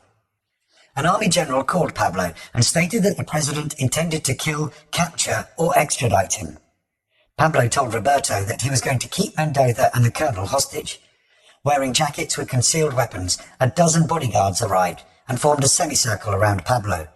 You've betrayed me, Senor Vice Minister, Pablo said. The president has betrayed me. You're going to pay for this, and this country is going to pay for this, because I have an agreement, and you're breaking it. You have nothing to fear for your life. You're only being transferred. You're doing this to deliver me to the Americans. No, we kill them, Popeye yelled, with a cruel expression on his round face. Sons of bitches! Mendoza steered his eyes towards the prison guards and gazed as if imploring their help. They looked away. You're going to deliver me to Bush so that he can parade me before the election just like he did with Manuel Noriega. I'm not going to allow that, Doctor. We should have killed this one during the campaign, Popeye said. It would have been easy. Look, Mendoza said, it would be unconstitutional for us to send you to the United States. Then you're going to kill me. You're going to take me out of here and have me killed. Before I allow that to happen, many people will die. Let us kill them, boss. Do you really think they're going to send someone like me to kill you? Mendoza said. There are hundreds of soldiers outside and other officials. Do you think we would send for this many witnesses if we were going to kill you? This is just not reasonable. I'll stay with you if you want all night. Wherever you go, you're a prisoner, and we're obliged to guarantee your safety, so you don't have anything to worry about. Pablo glowered. All we have to do is finish the prison, Mendoza said, and we can't do that with you here. No, Doctor, Pablo said. The problem we had with the workers was just a misunderstanding. Look, I'm going to walk out of here. I'll be right out there. Mendoza pointed at the dirt road. We're going to deliver the prison to the army. I'll be out there, and I'll stay with you guys wherever you're going. As if making a decision, Pablo scanned the area beyond the fence. I'll talk to you later. Mendoza, the colonel, and the prison guards advanced towards the gate. Boss, that son of a bitch is going to betray us. We should kill them all. Are you going to let them walk out? The officials were almost at the gate when Pablo's bodyguards rushed after them with their guns drawn. Mendoza expected the prison guards to defend him. Instead, they pulled out their weapons and pointed them at him. Wondering what to do next, Mendoza glanced at the colonel, who looked like he wanted to vomit. Boss, look! They are sending messages to each other. Kill him, the son of a bitch, Popeye said, stamping his feet. Bodyguards shoved the officials towards the prison. I'm sorry, Pablo said, but you can't leave right now. We need you to ensure our own safety while we figure out what to do. At the warden's house, Popeye threw Mendoza through the doorway and aimed a gun at the side of his head. I'm going to kill the guy. I've always wanted to kill a vice minister. With his face right up to Mendoza's, he yelled, You son of a bitch! You motherfucker! You've been trying to get us for years. Now I'll get you. Popeye, not now, Roberto said. Maybe later. Relax, he's worth more alive. Mendoza was instructed to sit on a sofa in the warden's room. Senor Vice Minister, Pablo said, brandishing a gun. From this moment, you're my prisoner.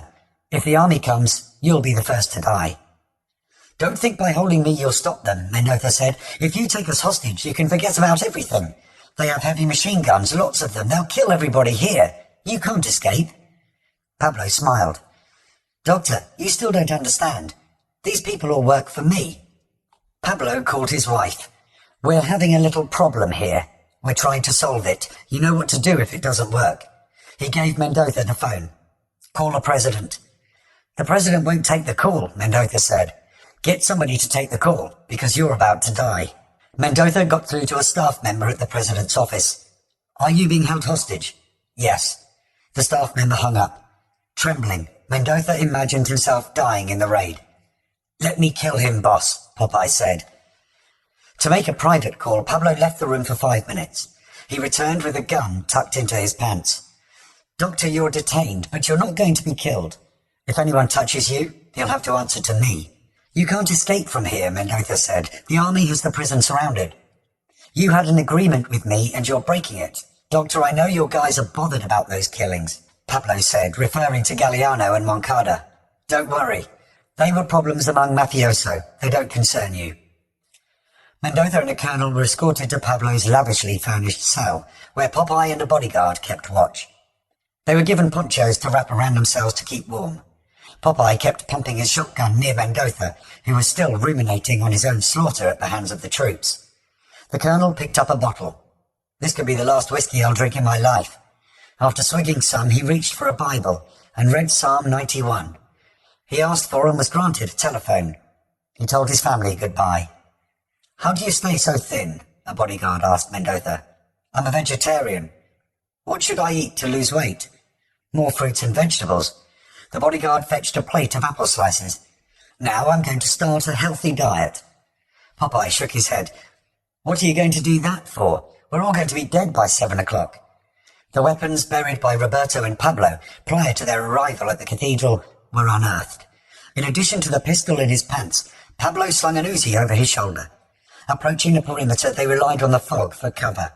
With soldiers nearby, Roberto used wire cutters on the electrified fence, making a gap big enough for a person to slip through. While preparing to escape, Pablo kept trying to contact the president. His lawyers and Father Garcia were rebuffed by the president's office. "Either we flee or we all die," Pablo told his men. He and Roberto entered a hidden room and grabbed lots of cash. To thwart the spy planes, Roberto used his emergency remote control to plunge the prison into darkness, which terrified everybody inside, including the hostages. Pablo listened to radio stations report different stories. One claimed he'd been captured and was on a plane to America. Another said the military had taken over the cathedral and lives had been lost. Concerned about his family hearing these reports, he called them. "Don't worry, don't listen to the news. The situation is being resolved directly with the president." After hanging up, he called and reassured his mother. Pablo crouched down, grabbed his shoelaces, and finally tied them. "Roberto, let's put our radios on the same frequency." Pablo returned to his room to check on the hostages. "Try to remain calm. The situation will be resolved without anyone getting killed. I'm going to sleep. I'll see you in the morning." With darkness, fog, and rain providing cover, Pablo told his men to simply walk out through the hole that Roberto had cut in the fence, one after the other, 5 minutes apart. Hoping to blend in with the military units surrounding the prison, most of the men had put on army fatigues. Pablo went first. He positioned himself to watch the others emerging and everything going on around them. Due to the poor visibility, Roberto got lost. After wandering around afraid, he found the hole in the fence at around 2 a.m. The group set off down a wet, slippery surface that presented a risk of injury or death. Confronted by a rock face, the brawniest went first and allowed the others to stand on their shoulders. While thorny vegetation prickled them, they held hands going down another slope. After 2 hours, visibility improved as the fog thinned. Realizing they'd gone in a circle and hadn't achieved much distance from the prison, they traded expressions of shock and frustration. They needed to keep moving because they could easily be shot. Pablo estimated that they had 2 hours left to evacuate the area. The sun was up when they reached a neighborhood called El Salado. People were going to work and children to school. In filthy, ripped clothes, Pablo and his men emerged like vagrants. They headed for a farm belonging to Mimo, a trusted friend. They knocked on the door. The groundskeeper answered but didn't recognize them. Once it dawned, he let them in. They stripped off the soaked clothes compressed to their weary bodies. While their clothes were washed, they finally rested. Almost an hour later, there was frantic banging at the door. Bracing for a gunfight, they grabbed their weapons and took aim. The door opened. In came the neighbors, with a hot breakfast for the visitors. Other neighbors patrolled the streets to watch out for the army. Pablo and his men cleaned themselves, shaved, and put on fresh clothes. After the general outside the cathedral had refused to launch an assault, the president had ordered in special forces. A press release was prepared, stating that Mendoza and a colonel had died in a shootout. At first, the plane carrying the troops couldn't land due to the fog. In the morning, the troops travelled up the slope in trucks. The army units already there gave the truck drivers the wrong directions, and they ended up back at the airport. In Pablo's room, the captives and the guards watched the news report the setbacks with the raid.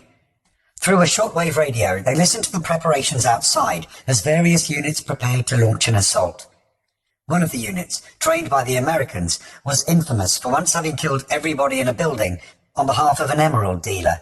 Knowing this, the colonel started praying. "Can I go outside for a look?" Mendoza said. Bodyguards allowed him out onto the porch. The rising sun was illuminating the fog. Due to the poor visibility, Mendoza's imagination ran wild, with visions of his executioners closing in. Hoping that they'd recognize his business suit and not shoot him, he dropped his poncho and succumbed to the chilly air. Gunfire, explosions, screams. The commander of the prison guards was opening a door as the special forces launched their assault. A hailstorm of bullets dropped him dead.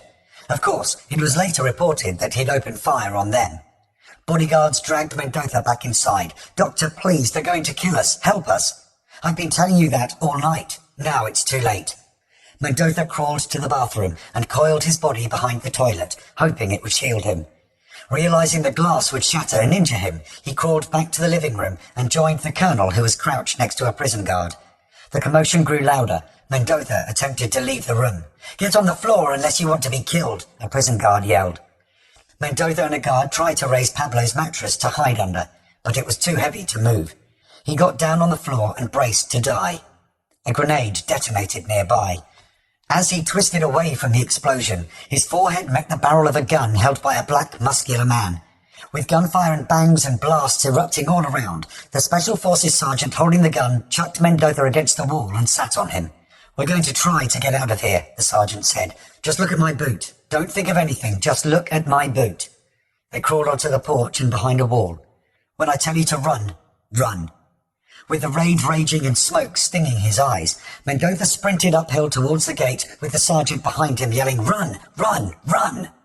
Mendoza had never moved so fast in his life. He accidentally hit a wall and broke 2 ribs, but the pain didn't register as his adrenaline propelled him. He bolted out of the main gate where the general was awaiting his return.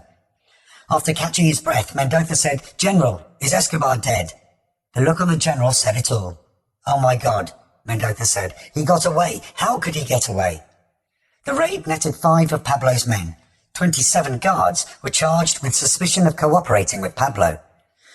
Drinking coffee at Memo's house, Pablo listened to the radio reports while helicopters buzzed overhead. Roberto's son called a radio station and stated that they were hiding in a tunnel under the prison with weapons and food. He told a reporter that Pablo would surrender and return to the cathedral if the original terms were reinstated. Hoping to unearth the tunnel, the government sent construction equipment to the prison so that the troops could start digging. Explosives were detonated in the fields. Pablo gazed at the activity through a window. "The only thing they'll find is the money in the barrels," he said, referring to $10 million that had been buried. The radio reported that Pablo had ordered the assassination of all of the top government officials. Hoax bomb threats and evacuation drills at schools were widespread. On TV in the evening, the president called for calm and promised to protect the escapees' lives if they surrendered, but he never mentioned reinstating Pablo's original deal. Some US news outlets reported that Pablo and his men had stormed out of the prison in a hail of gunfire, with their weapons blazing.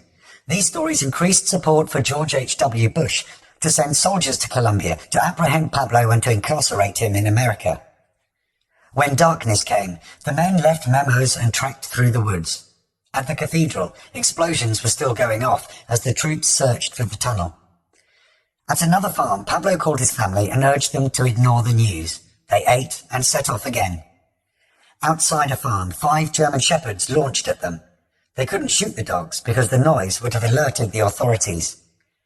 One bit El Mugre on the leg, drawing blood. Pablo threw some snacks at the dogs, which distracted them. He stayed with the dogs while the others moved on, and then followed everyone. At 3:30 a.m., they arrived at a friendly farm. A driver took Roberto to see his mother so that he could explain the situation. He didn't want to stay long, but she insisted on making some food for him and Pablo. Unable to say no, Roberto positioned himself at a window and watched out for the police. When Roberto returned to the farm, some of the group had moved on because Pablo felt they'd be harder to find if they split up. More soldiers were constantly arriving in the area around the cathedral, hoping to flush them out. For 2 days they stayed at the farm, watching TV reports and listening to the radio. On July the 24th, 1992, Pablo recorded a statement offering to surrender if he could go back to the cathedral. He said the arrival of the troops had taken them by surprise. He called Mendoza a liar, as he had never been kidnapped or threatened. As for the aggression carried out against us, we won't take violent actions of any nature yet. And we are willing to continue with the peace process and our surrender to justice if we can be guaranteed to stay at the Envigado jail, the cathedral, as well as handing control of the prison to special forces of the United Nations. At the end, he said he was in the jungles of Colombia, which prompted the government to send soldiers and helicopters there. They had been at the farm for 20 days when 5,000 soldiers were dispatched to the area. With helicopters arriving, they ran into the forest and escaped into the jungle. Unable to ascertain their location, the army kept dropping bombs but missing them. For 12 days, they slept on hammocks, occasionally awakened by the explosions going on around them. Chapter 16. On the Run. Pablo's escape had embarrassed the president, who was appearing on TV daily trying to explain the situation. He told the American ambassador that he didn't have a problem with US troops on Colombian soil. He wanted all of the help he could get to quickly fix the Pablo situation. Grateful to have miraculously survived the raid, Mendoza flew back to Bogota, where the president told him, "We must hide nothing in this. Don't take time to prepare a response. Just get out there and tell people exactly what happened. Mendoza brought the Americans up to speed. They were delighted that they could resume the hunt for Pablo. It was an opportunity for George H.W. Bush to distract the public from domestic issues and to boost his popularity. Catching the person he'd labelled the biggest cocaine trafficker in the world would surely increase his chances of re-election. The DEA in Bogota sent a cable to Washington. The BCO, the local US embassy, feels that Escobar may finally have overstepped his self-perceived illegitimate boundaries and has placed himself in a very precarious position. Escobar's gall and bravado may lead to his ultimate downfall, but then again, the GOC, Government of Colombia, has always bowed to Escobar's demands in the past. This current situation again provides the GOC with an opportunity to demonstrate its dedication to bring all narco traffickers to justice, including the most notorious and dangerous cocaine trafficker in history, Pablo Escobar. Amid hyped-up threats that Pablo might assassinate him and set bombs off in America, George H.W. Bush dispatched Delta Force, CentraSpike, the DEA, the FBI, the ATF, the CIA, the Bureau of Alcohol, Tobacco and Firearms, the Army, Navy and the Air Force after Pablo. Out of all of the agencies, CentraSpike quickly obtained results by flying over Medellin with technology that picked up Pablo's calls. Pablo responded to America's involvement with the facts. We, the extraditables, declare that if anything happens to Mr. Pablo Escobar, we will hold President Gaviria responsible and will again mount attacks on the entire country. We will target the United States Embassy in the country, where we will plant the largest quantity of dynamite ever. We hereby declare the blame for this whole mess lies with the President Gaviria. If Pablo Escobar or any of the others turn up dead, we will immediately mount attacks throughout the entire country. Thank you very much. George H.W. Bush approved a $2 million reward for information leading to Pablo. The U.S. Embassy in Colombia offered $200,000 in relocation to America for any useful information. Advertised on TV, the reward program included pictures of Pablo and his henchmen. The CentraSpike eavesdropping enabled the authorities to determine that Pablo was using at least 8 cell phones. He viewed himself as a victim of a violation of his agreement with the government and wanted to return to the cathedral. CentraSpike overheard Pablo tell a lawyer that he feared that the raid on the cathedral was a US-sponsored assassination attempt. The situation arose because they went in there shooting and all, and we were defending our lives, but our intention was to comply with the government until the end. It is possible that 1 or 2 persons were smuggled into the jail. I won't deny it. That happens in jails all over the country and the world. And, in reality, I'm not to blame. The person to blame is the person who lets them in. So that if people entered shooting and all, and we had information that Americans were participating in the operation, we have to put our lives first. We have families. He said that incarceration outside the cathedral was unsafe. Yes, a lawyer said. That was the first issue that I explained to the president. Pablo criticized Mendoza's attempt to construct a new prison at the cathedral. There was a delineation of the jail. It had been arranged. We made the design. We reworked the map, so the only thing that we didn't bargain for was a jail different from that one. And we need a public guarantee from the president that he will not take us out of the country. The problem is, I have some information that there were some gringos, Americans, looking for Bush's re-election, so we need the Colombian government's guarantee in this respect. Do me a favor, tell Senor President that I know he's misinformed. Now they say that I am perpetrating crimes from jail. Even if he were guilty of committing a crime while in jail, Pablo said that they could have extended his stay up to a maximum of a life sentence, but they had no legal right to move him from the cathedral. Perfect, the lawyer said. We'll see that all this works out. Anyway, accept my apologies, Pablo said. There'll be no more acts of violence of any nature, although some resentful people have been making some phone calls. People want to create chaos. But anyway, we are well disposed and we want to get this thing resolved. Tell the president that we were very uneasy because the gringos were going to be part of the operation. Another lawyer told Pablo, we saw the tapes of the grey uniforms, CIA, and all that. Of the gringos, Pablo said, and how many were there? Well, we could see some uniforms on TV. This afternoon we asked for tapes from the evening news program. Pablo wanted to parlay CIA and American involvement into trouble for the Colombian president. There are 2 things that are very important, Pablo said to another lawyer. When you have a chance of making a statement, say that what caused the biggest concern to us was the presence of the gringos. The fact that the army would be going along with the gringos. What explanation can be given for that? Yes, the press is already after that. We're on top of that.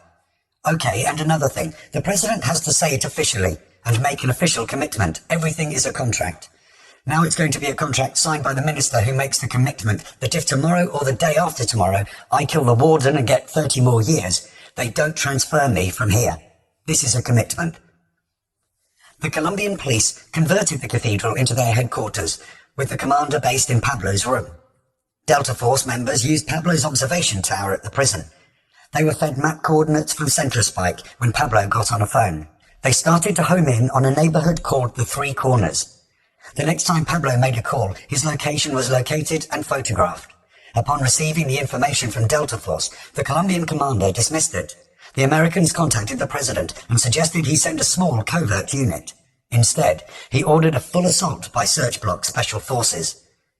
From the cathedral, Delta Force watched the headlights of the special forces convoy ascending a hill towards the Three Corners, while another set of headlights descended on the other side, which they assumed was Pablo and his men escaping. Troops spent 4 hours searching the empty ranch. No matter what information the Americans provided to the Colombians, the response was always inept, which allowed Pablo to escape time after time. With General Mather out of the loop, the Americans needed someone just as gung-ho whom to liaise with. That person was Colonel Martinez, the head of the search block, whose troops had killed Pablo's beloved cousin, Gustavo. Prior to the cathedral, Martinez had been hunting Pablo for 2 years. Having been unsuccessful, Martinez hadn't received the promotion he'd hoped for. Just like with Mather, Pablo had made many attempts on his life. In 1991, he was on a flight to Spain with his family when a bomb was found on board. The plane had to make an emergency landing, otherwise the bomb would have exploded at a certain altitude. In 1992, a car bomb had been found by the Colombian embassy on the route Martinez took to work. Afterwards, the embassy asked Martinez to avoid their building. With Pablo free, Martinez jumped at the chance to finish the job. The Americans provided him information they had received through their reward program. An informant had located Tyson, one of Pablo's hitmen, who resembled the boxer Mike Tyson. To trigger the raid, "The party has begun," was whispered over a radio to search block troops. An explosive charge blew a steel door off its hinges and blasted it through a wall. The door flew into the air and dropped 9 stories. 26 troops charged inside. Due to the iron bars on the windows, Tyson couldn't escape. He was executed with a bullet between the eyes. His death was recorded as due to a gun battle with the National Police. Pablo responded the same day. His hitmen shot 4 police. Over the next 2 days, 5 more died. Pablo paid $2,000 per killing. Over 6 months, 65 police were killed in Medellin, including many of the men working for Martinez. Even though their identities were supposed to have been a state secret, many of them were executed at home or traveling to work. Pablo infiltrated the search block headquarters. CentraSpike sent Pablo's location to Martinez and promptly overheard a call from their headquarters to one of Pablo's men. "They're on their way. They're coming for you." A recording of the call was sent to Martinez, but he couldn't recognize the voice. He fired some of his men, but the warnings to Pablo continued. The implications were so grave that Martinez tendered his resignation on the grounds that he could make no progress in such a hopeless situation that was out of his control. His resignation was refused. After Martinez returned to his headquarters, suspicion fell on a policeman who guarded the perimeter of the base. They fed him some false information, which was forwarded to Pablo.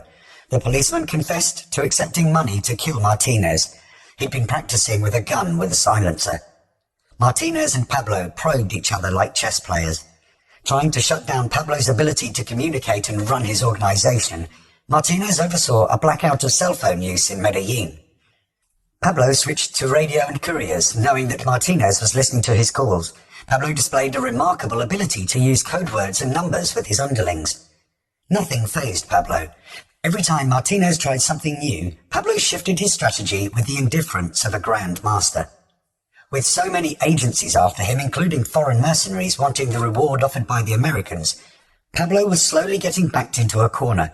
A Colombian judge had ruled against his claim that his escape from prison had been legitimately taken out of fear for his life. The president was resolutely against Pablo returning to the cathedral. Even though the forces against him were increasing, Pablo felt confident enough to give a radio interview in mid-1992. "Do you regret having surrendered a year ago?" Pablo responded that he did, but it had been necessary to stay alive. Does one seek escape alternatives when you have arrived at a jail to which you have voluntarily surrendered? Were you the man in charge in the prison? I wasn't in charge. I wasn't just any prisoner. I was the product of a peace plan whose cost wasn't high for the government. They simply gave me a dignified prison and special conditions previously agreed to by the government with the lawyers and me. On the subject of his extravagant living quarters in the Cathedral, Pablo said, "Even if it is the most beautiful mansion in the world, if you're limited in your movements and watched by tower guards with weapons and soldiers, then that is a prison. But I'm not going to evade responsibility in the sense that I permitted some curtains and some special furniture, and I'm willing to pay for that error in accepting the most humble cell in any jail in Antioquia, as long as my rights are respected and I'm guaranteed that I'll not be moved for any reason. Is your head worth more than 1 billion pesos offered by the government and more than the 2.5 billion pesos offered by the government of the United States? It seems my problem has become political and could be important for the re-election of the President of the United States. At this moment, you've become once again the most sought-after man in the world. The Colombian authorities, other secret services, DEA agents, the Cali cartel, former accomplices of your activities, deserters from your organization, indirect or direct victims of terrorist acts. Whom do you fear the most? How do you defend yourself from them? I don't fear my enemies because they are more powerful. It has been my lot to face difficult circumstances, but I always do it with dignity. For you, what is life? It's a space of time full of agreeable and disagreeable surprises. Have you ever felt afraid of dying? I never think about death. When you escaped, did you think about death? When I escaped, I thought about my wife, my children, my family, and all the people who depend upon me. Do you believe in God and the hereafter, in heaven and hell? I don't like to speak publicly about God. God to me is absolutely personal and private. I think all the saints help me, but my mother prays a lot for me to the child Jesus of Atocha. That is why I built him a chapel in Barrio Pablo Escobar. The largest painting in the prison was of the child Jesus of Atocha. Why have you been willing to risk having yourself killed? For my family and for the truth. Do you accept that you have ever committed a crime or had someone killed? That answer I can only give in confession to a priest. How do you think everything will end for you? You can never foretell that, although I wish the best. If it depended on you, how would you like to end your life? I would like to die standing in the year 2047. Under what circumstances would you commit suicide? I've never thought about those types of solutions. Of all the things that you have done, which ones are you most proud of, and of which are you ashamed? I'm proud of my family and my people. I'm not ashamed of anything. Whom do you hate and why? In my conflicts, I try not to end up hating anybody. What advice have you given your children? What would you do if either of them dedicated themselves to illegal or criminal activities? I know that my children love me and understand my fight. I always want the best for them. What do your wife and the children mean to you? They are my best treasure. Do you accept that you are mafioso? Does it bother you that someone says that about you? The communications media has called me that thousands of times. If it bothered me, I'd be in an insane asylum. What is it that most angers you and gets you out of control? You can get angry, but you cannot lose your control. I get angry at hypocrisy and lies. Do you accept that they say you are a drug dealer or a criminal, or don't you really care? My conscience is clear, but I would respond as a Mexican comedian once said, it's completely inconclusive. People say that you always get what you want. I have not said that I've always gotten what I wanted. If I'd always gotten what I wanted, everything would be rosy and I'd be calmly drinking some coffee in the Rio Negro Plaza or the park at Envigado. I fight tirelessly, but I have suffered too much.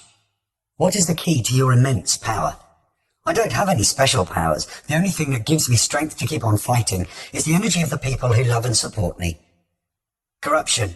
To what extent has it taken hold in the government? Corruption exists in all countries of the world. The important thing would be to know the causes of corruption in order to avoid it and stop it. Of what do you repent?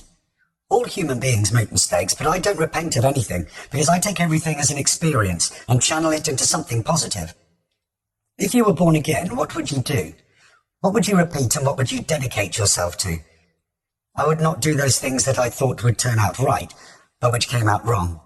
I would repeat everything that has been good and nice. What did your wife and children say when you were in prison, and what did they think of your activities? They have loved and supported me always, and they accept my cause because they know it and understand it. Do you consider yourself an ordinary man or someone of exceptional intelligence? I'm a simple citizen, born in the village of El Tablazo of the municipality of Rio Negro. Have you personally ever taken drugs? I am an absolutely healthy man. I don't smoke and I don't consume liquor, although with respect to marijuana, I'd have the same reply that the President of Spain gave when he was asked about it. Do you consider it a mistake on your part to have entered politics? No, I do not accept it as a mistake. I'm sure that if I had participated in other elections, I would have defeated everyone in Antioquia by an overwhelming majority. Why so much money? What do you do with it? Is your fortune as large as the international magazines say? My money obeys a social function. That is clear and everyone knows about it. If you had to make a profile of yourself, what would you say about you, Pablo Escobar? It's very difficult to portray oneself. I prefer that others analyze me and that others judge me. Why did you enter drug trafficking? In Colombia, people enter this type of activity as a form of protest. Others enter it because of ambition. Do you feel bigger than Al Capone? I'm not that tall, but I think Al Capone was a few centimeters shorter than I am.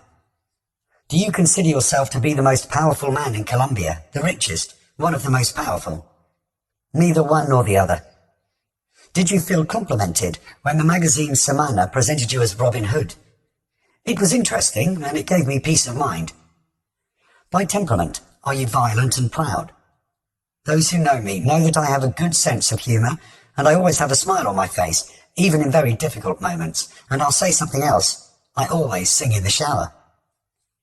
During Christmas 1992, Pablo wrote to 2 senators offering to surrender if he could be housed at a police academy in Medellin, under the supervision of the military.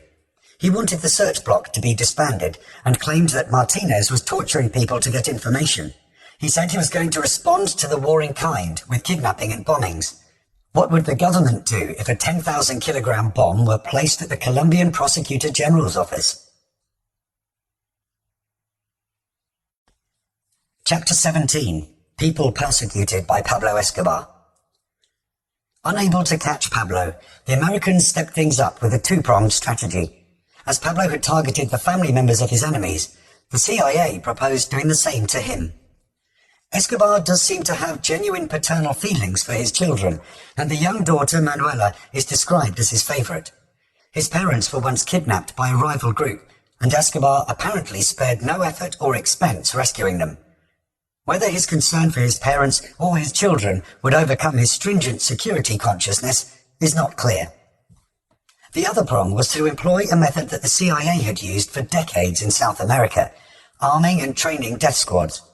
It was a policy described succinctly by Bill Hicks, the comedian and social critic. The reason I didn't vote for Bush is because George H.W. Bush, along with Ronald Reagan, presided over an administration whose policies towards South America included genocide. So yeah, you see, the reason I didn't vote for him? Because he's a mass murderer. I'll pay the extra nickel on petrol, just knowing brown kids aren't being clubbed to death like baby seals in Honduras, so Pepsi can put a plant down there. On January the 30th, 1993, Pablo orchestrated a car bombing in Bogotá by a bookstore. It destroyed part of the building and sent human limbs flying. 21 died and 70 were injured. The next day, a ranch belonging to Pablo's mother was torched. His family's dwellings were bombed, injuring his mother and his aunt. Days later, one of his ranches was burned. A DEA cable described a vigilante group, ideal raw material for the death squad the CIA had in mind. The CNP, Colombian National Police, believed these bombings were committed by a new group of individuals known as Los Pepes, Perseguidos por Pablo Escobar, people persecuted by Pablo Escobar. This group has vowed to retaliate against Escobar, his family and his associates, each and every time Escobar commits a terrorist attack, which injures innocent people. Obviously, the CNP and the GOC, Government of Colombia, cannot condone the actions of Los Pepes, even though they may secretly applaud these retaliatory acts. The government's response to Pablo's bookstore bomb was to make him public enemy number 1 and to offer over $6 million for information leading to his capture. The Search Block and Los Pepes, many members of the latter were from the former, started to execute any of Pablo's underlings they could get their hands on. Murders were reported as killed in a gun battle with the Colombian police. Los Pepes included former members of the Medellin cartel, and in particular the Moncada and Galliano families, with whom Pablo had remained at war. The Cali cartel joined forces with Los Pepes by providing money and intelligence. The CIA didn't want to get caught training and arming a death squad that was getting financed by the Cali cartel, which wanted to expand its cocaine business at Pablo's expense. To circumvent the law, the CIA trained the Los Pepes members who were police and special forces. With $2,000 bounties on their heads, many of the police had become frustrated by the limits of the law that prevented them from responding to Pablo with the same deadly force he'd used on them. In their official capacity, these police were trained by the CIA in torture and assassination techniques. Rodolfo Ospina was a descendant of Colombian presidents. After getting involved in trafficking, Pablo had attempted to kill him twice. After turning informant, he gave the Americans some advice, which the DEA relayed in a cable. Ospina states that Pablo Escobar's apprehension should be planned by accomplishing 5 goals. First, key Escobar organization members should be arrested or killed if there are no charges pending against them in Colombia. Second, Ospina then named attorneys who handle Escobar's criminal problems and whose deaths would create havoc for Escobar. Third, the informant named properties and important assets belonging to Escobar which should be destroyed. Ospina stated that the 5 lead attorneys who handle Pablo's criminal and financial activities were worse than Pablo and should be killed. These attorneys negotiate with the Colombian government on his behalf and are fully aware of the scope of his activities, since he consults them before he carries out any action. Step 5 was the destruction of Pablo's property and possessions to make Pablo angry. Ospina claimed that in order to bring Escobar out of hiding, he needs to be provoked or angered and made desperate so that he wants to strike back. The informant claimed that Escobar may then make mistakes. Ospina suggested using the media as a weapon. He, Pablo, controls the media through fear and payments and has confused the Colombian public by having himself portrayed as a wronged Colombian citizen, not really as dangerous as he appears to be in the foreign press. To obtain invaluable information about Pablo, he recommended cutting deals with incarcerated traffickers. The Americans employed Ospina's strategy on Carlos Leda, who was claiming that Pablo had played a role in his capture and extradition. Leda detailed Pablo's habits. Escobar is strictly a ghetto person, not a farm or jungle person. He fears more the communist and nationalist guerrillas than the army, so he remains in the Magdalena Medio Valley, a non-guerrilla region. Since the guerrillas remain in the high mountains, one could disregard the mountains as Escobar's hiding place. Escobar always tries to keep within distance range for his cellular phone to reach Medellin's phone base. That's approximately 100 miles, so he can call any time. Generally, Pablo Escobar occupies the main house with some of his hitmen, radio operator, big high-frequency radio receiver, cooks, whores and messengers. For transportation they have jeeps, motorcycles and sometimes a boat. I've never seen him riding a horse. Escobar gets up at 1 or 2 p.m. and goes to sleep at 1 or 2 a.m. Fugitive Escobar uses from 15 to 30 security guards with arms and WT, walkie-talkies. 2 shifts of 12 hours each. 2 at the main road entrance, some along the road, the rest around the perimeter of the main house, 1 mile, and 1 at his door. The main house always has 2 or 3 gateway paths which run to the forest and thus toward a second hideout, near a river where a boat is located, or a tent with supplies and radios. Escobar is an obese man, certainly not a muscle man or athlete. He could not run 15 minutes without respiratory trouble. Unfortunately, the military police has never used hunting dogs against him. The only realistic de facto solution, as I analysed it, is a new military government, or, at the very minimum, a freedom fighters brigade controlled by the DEA, and independent of the Colombian politicians, police or army. There are a great number of Colombian people from all walks of life that are genuinely willing to assist, support, finance, and even participate in the effective forming of a civilian militia. The rich, the poor, the peasant, the political left, centre and right are willing to cooperate. Every day Escobar remains at large, he becomes more powerful and dangerous. Thanks to all of the insider knowledge and terror methods taught by Delta Force, Los Pepes went on the rampage, kidnapping, bombing, torturing, and murdering anyone associated with Pablo, regardless of whether they had committed a crime. Prime targets were family members, his workforce, and especially his lawyers and accountants. Many of his employees defected to the Cali cartel, which was flourishing and tightening its grip on the Colombian government through bribery. The Americans claimed to be in Colombia waging a war on drugs, yet they were sharing intelligence with Los Pepes and the Cali cartel, who are increasing the cocaine supply to America. In a note, Pablo blamed Colonel Martinez. Personnel under your supervision set car bombs at buildings in El Poblado, where some of my relatives live. I want to tell you that your terrorist actions will not stop my struggle under any circumstances. Your threats and your car bombs against my family have been added to the hundreds of young people that you have murdered in the city of Medellin, in your headquarters of torture in the school's Carlos Holguin. I hope that the Antiochian community becomes aware of what you do with the dynamite you seize and of the criminal actions undertaken by men who cover their faces with ski masks.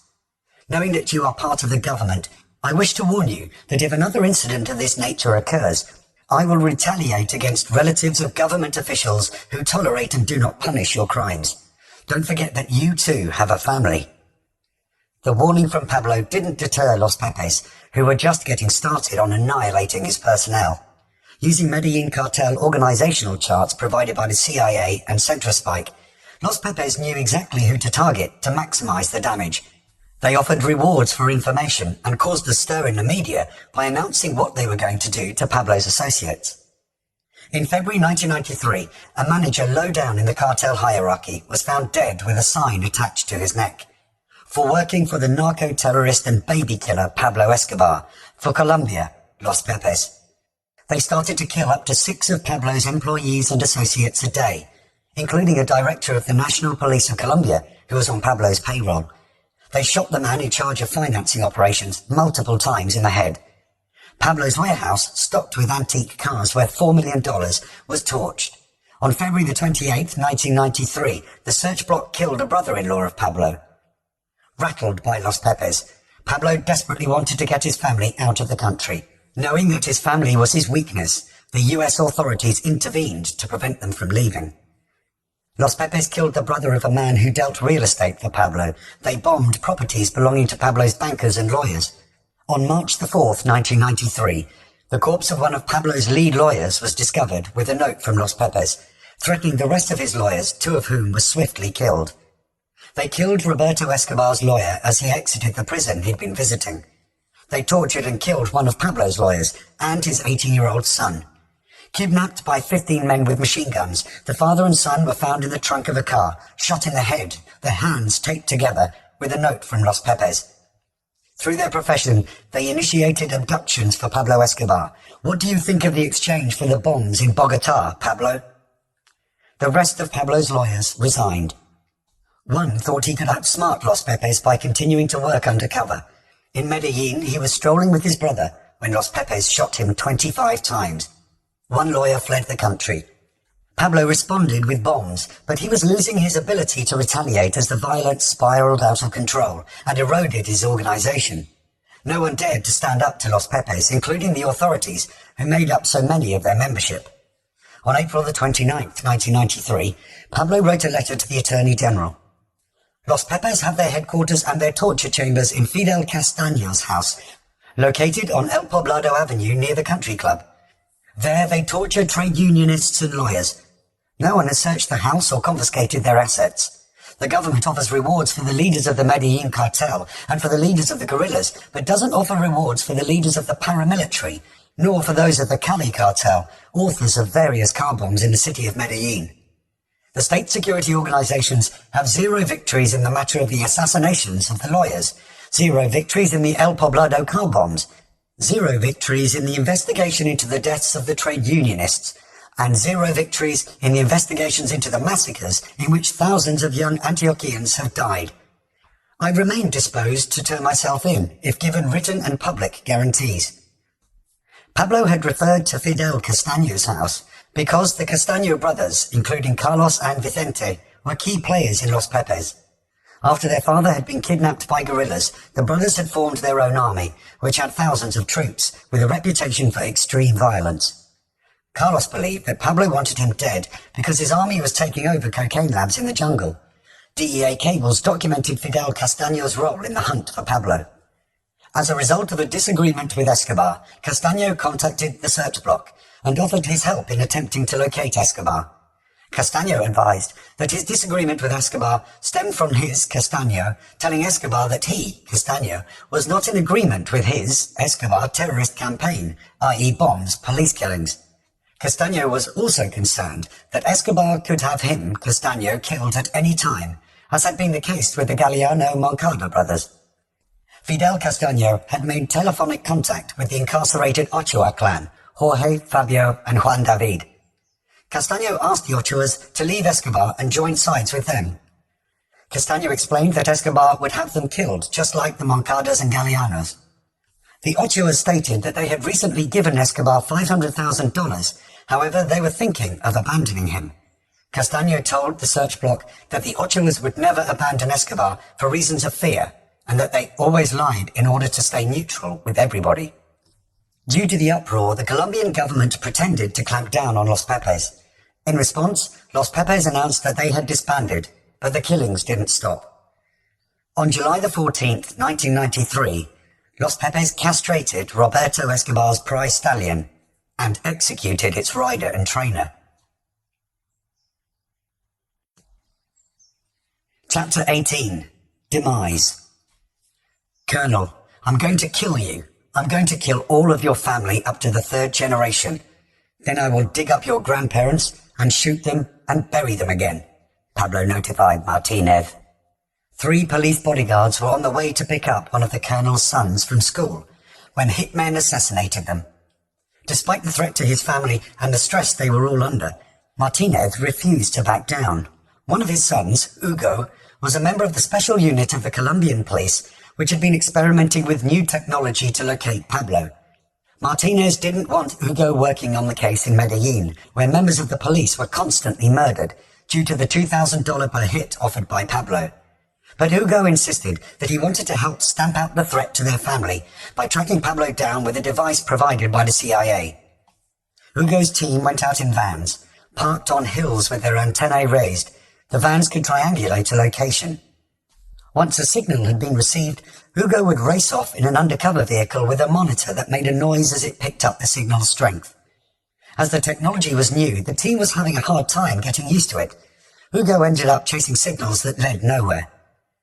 Due to the threat from Los Pepes, Pablo was in contact with his family more than usual. After being blocked from leaving the country, they were housed in a government building, worried about Los Pepes coming to kill them at any moment. Pablo's wife wrote in the letter, "I miss you so much I feel weak. Sometimes I feel an immense loneliness take over my heart. Why does life have to separate us like this? My heart is aching. How are you? How do you feel? I don't want to leave you, my love. I need you so much. I want to cry with you. I don't want to pressure you. Nor do I want to make you commit mistakes. But if our leaving is not possible, I would feel more secure with you. We'll close ourselves in, suspend the mail, whatever we have to do. This is getting too tense." Martinez and his son were relying on Pablo calling his family so that they could trace the calls. Pablo made numerous calls to his son Juan Pablo, a strapping 6-foot teenager who used binoculars to watch out for Los Pepes. One day, he saw a man fire a rocket-propelled grenade at the building housing Pablo's immediate family. Juan Pablo photographed suspects and jotted down license plate numbers. Pablo sent him letters written in code with instructions about dealing with lawyers and officials. Pablo received a response from his son. "Dear father, I send you a big hug and warm wishes. I see that Corrales from the Attorney General's office is in high spirits fighting Los Pepes. He doesn't have a choice anyway. The prosecutor played the fool about us leaving the country, to test us, to check what we were going to say and how we were going to react. I've been firm about your conditions and I've persuaded them. I even told them that you had planned to deal with the Cali people after turning yourself in, because you were willing to have peace back in the country. Corrales was very rude to me. We were talking and he started to tell me, I had to look for your father because that is my mission. I'm not from here or there, allied to any side. I'm a righteous person, and he, you, knows that I'm serious about that. So I told him that there was no need for him to tell me that to my face every time he came around here, because he has been here 3 times, and all 3 times he has said the same thing, that I knew that was his job, but that he had to respect me because it was my father he was talking about, and I told him he should calm down. because my father was also after all those who were looking for him, and that destiny will say who finds whom. He answered, I'm afraid because it's my job and no one has told me to stop looking for your father, because there are 40 arrest warrants against him. I answered, this is not for you to be afraid, but for you to show me some respect, because I am with him, Pablo, and I support him, so we'd better cut it out or else. Then I told him that the prosecutor was the most fake guy in this country, that how did he expect us to believe him regarding you turning yourself in if he wasn't a man who kept his word, and that he had protected us so far only to trick us with false promises. And he answered, I don't allow anyone to speak about my boss at my table. And I told him, I, like a member of this family, cannot allow you either to say bad things about my boss, who is my father. It would be good to tease the TV people so they won't make the building housing Pablo's family stand out so obviously, because when they came here they told me they were going to erase the tape and they didn't do it. Take care of yourself. I love and remember you, your son. The letter detailed where Juan Pablo suspected Martinez stayed in Medellin and described suspicious people lurking around their building. Centrospike and the search block tuned in to Pablo's calls to his son. Initially, the code words used and the alternation of radio frequencies presented problems. Hugo led his team on so many wild goose chases that they almost gave up on him and the technology. With the help of the CIA, Hugo learned that Pablo spoke to his son for an hour each evening, commencing around 7:15 p.m. By listening to the calls, Hugo decoded the words used to indicate that it was time to switch frequencies. He was so convinced that he had located Pablo that raids were launched on the wrong buildings. Hugo ended up demoted from his position as a commander of the surveillance team. Despite the setback and 15 months of searching, Martinez was convinced that Pablo would soon be found. The eavesdropping technology was accumulating more information and its location techniques were being refined. Not everybody supported the efforts of Martinez. The press attacked him for taking too long to find Pablo. The Attorney General wanted Martinez removed and prosecuted with Los Pepes for all of the murder and mayhem of which Pablo was accusing them. The DEA, whose mission statement was to combat drug trafficking, learned that Martinez was on the payroll of the Cali cartel. The DEA noted that Gilberto Jose Rodriguez Orejuela, a Cali cartel leader, told an informant they had bandits working within the search block. The informant advised that Rodriguez Orejuela states they had made an agreement with PNC, Colombian National Police, General Vargas and Colonel Martinez regarding a reward for Escobar's capture. According to Rodriguez Orejuela, the Cali cartel will pay a total of $10 million immediately following Pablo's capture and or death. Of this, $8 million has been promised to the search block and $2 million for the informants who provide the information that leads to a successful operation. The Americans knew that if this information leaked, it would embarrass the DEA, but they decided it was worth the risk. They lobbied against the Attorney General for trying to remove Martinez. In October 1993, the government threatened to withdraw the guards protecting Pablo's family, which would have left them at the mercy of Los Pepes. Pablo's terrified wife asked the Attorney General to visit their building and give Pablo more time to surrender, which she was encouraging him to do. She said she wasn't a criminal and she shouldn't be getting punished. Juan Pablo sent the Attorney General a letter stating how worried and desperate the family was getting. He noted that several of his close friends, a maid and a personal tutor, had been kidnapped and killed in recent weeks, and that some of the kidnappers were policemen. In November, Juan Pablo negotiated a deal with the Attorney General for Pablo's surrender.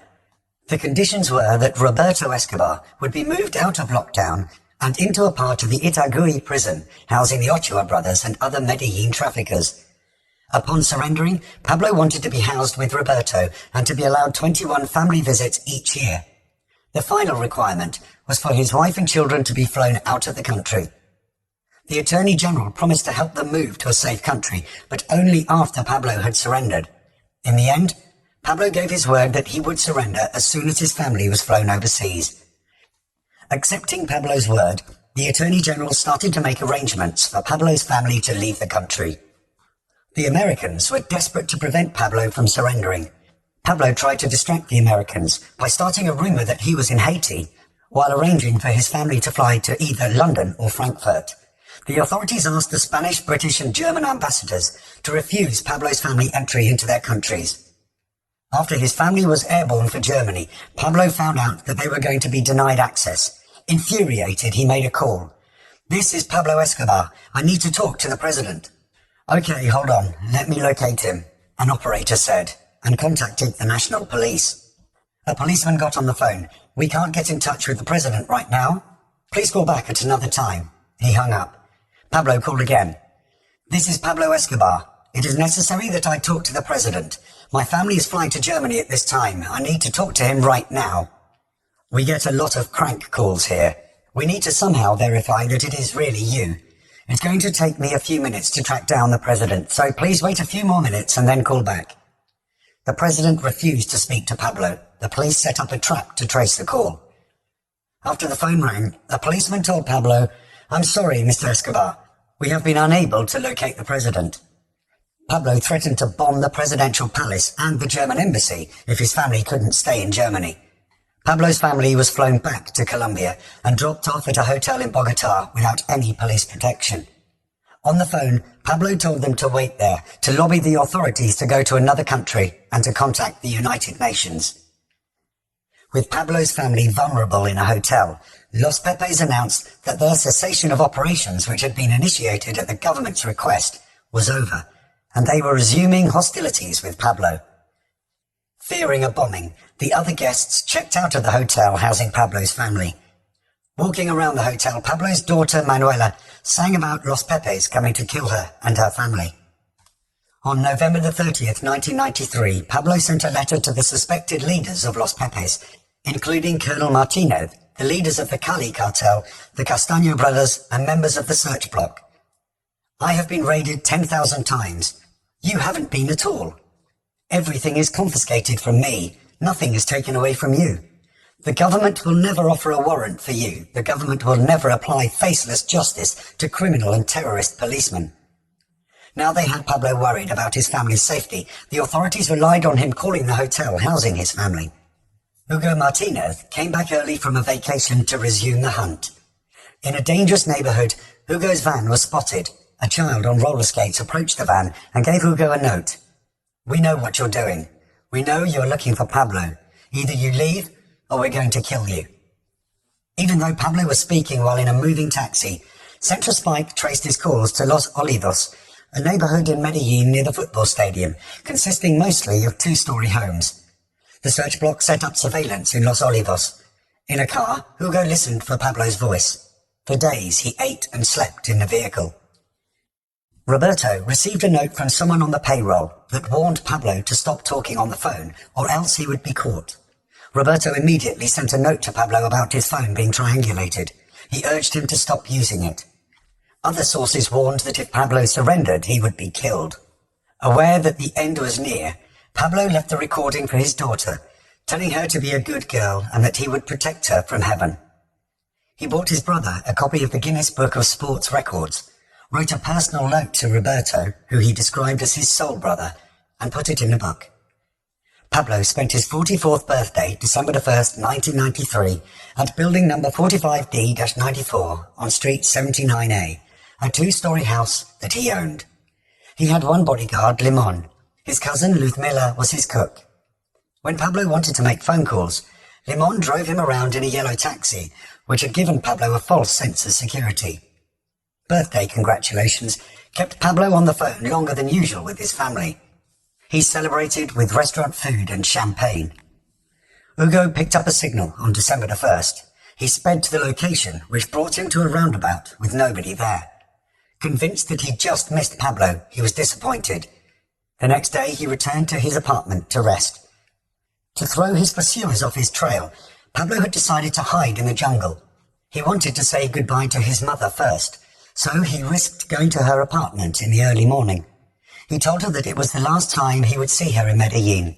His plan now was to form a new group, establish an independent country, and be its president. Without crying, his mother said goodbye. On December 2nd, 1993, Pablo woke up around noon and ate spaghetti. He sent his cousin to buy supplies he would need in the jungle, stationery and toiletries. In a taxi, he made phone calls.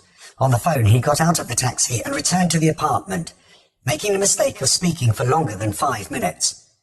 Martinez notified his son that Pablo was talking. Hugo rushed back to his team.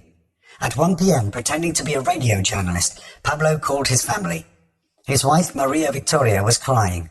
Numerous of their family members and associates had been killed by Los Pepes. The family was distraught. "So what are you going to do?" Pablo said. "I don't know," she said, still crying. "What does your mother say?" "It was as if my mother fainted," she said, referring to a few days ago at the airport, when the family had unsuccessfully tried to flee to Germany. "I did not call her. She told me bye and then... And you haven't spoken to her?" "No, my mother is so nervous." Maria Victoria said the murders committed by Los Pepes had traumatized her mother. "What are you going to do?" Pablo said softly. "I don't know. I mean, wait and see where we are going to go. And I believe that will be the end of us." "No." "So?" "Don't you give me this coldness, Holy Mary," Pablo said. "And you?" "Ah, and you?" "What about me?" Pablo said. "What are you going to do?" "Nothing." "What do you need?" "Nothing," Maria Victoria said. "What do you want?" "What would I want?" "If you need something, call me, okay?" "Okay." "You call me now, quickly," Pablo said. "There is nothing more I can tell you. What else can I say? I have remained right on track, right?" "But how are you?" "Oh my God, I don't know." "We must go on. Think about it. Now that I am so close, right?" Pablo said, referring to his proposal to surrender to the government. "Yes," Maria Victoria said. "Think about your boy too, and everything else. And don't make any decisions too quickly, okay?" "Yes." "Call your mother again and ask her if she wants you to go there or what," she said. "Ciao." "So long." With the search block attempting to home in on the precise location, Juan Pablo got on the phone. He wanted his dad to help him formulate answers to questions from a journalist. "Look, this is very important in Bogota," Pablo said, hoping to present his case favorably through the media. He wanted to hear the questions first.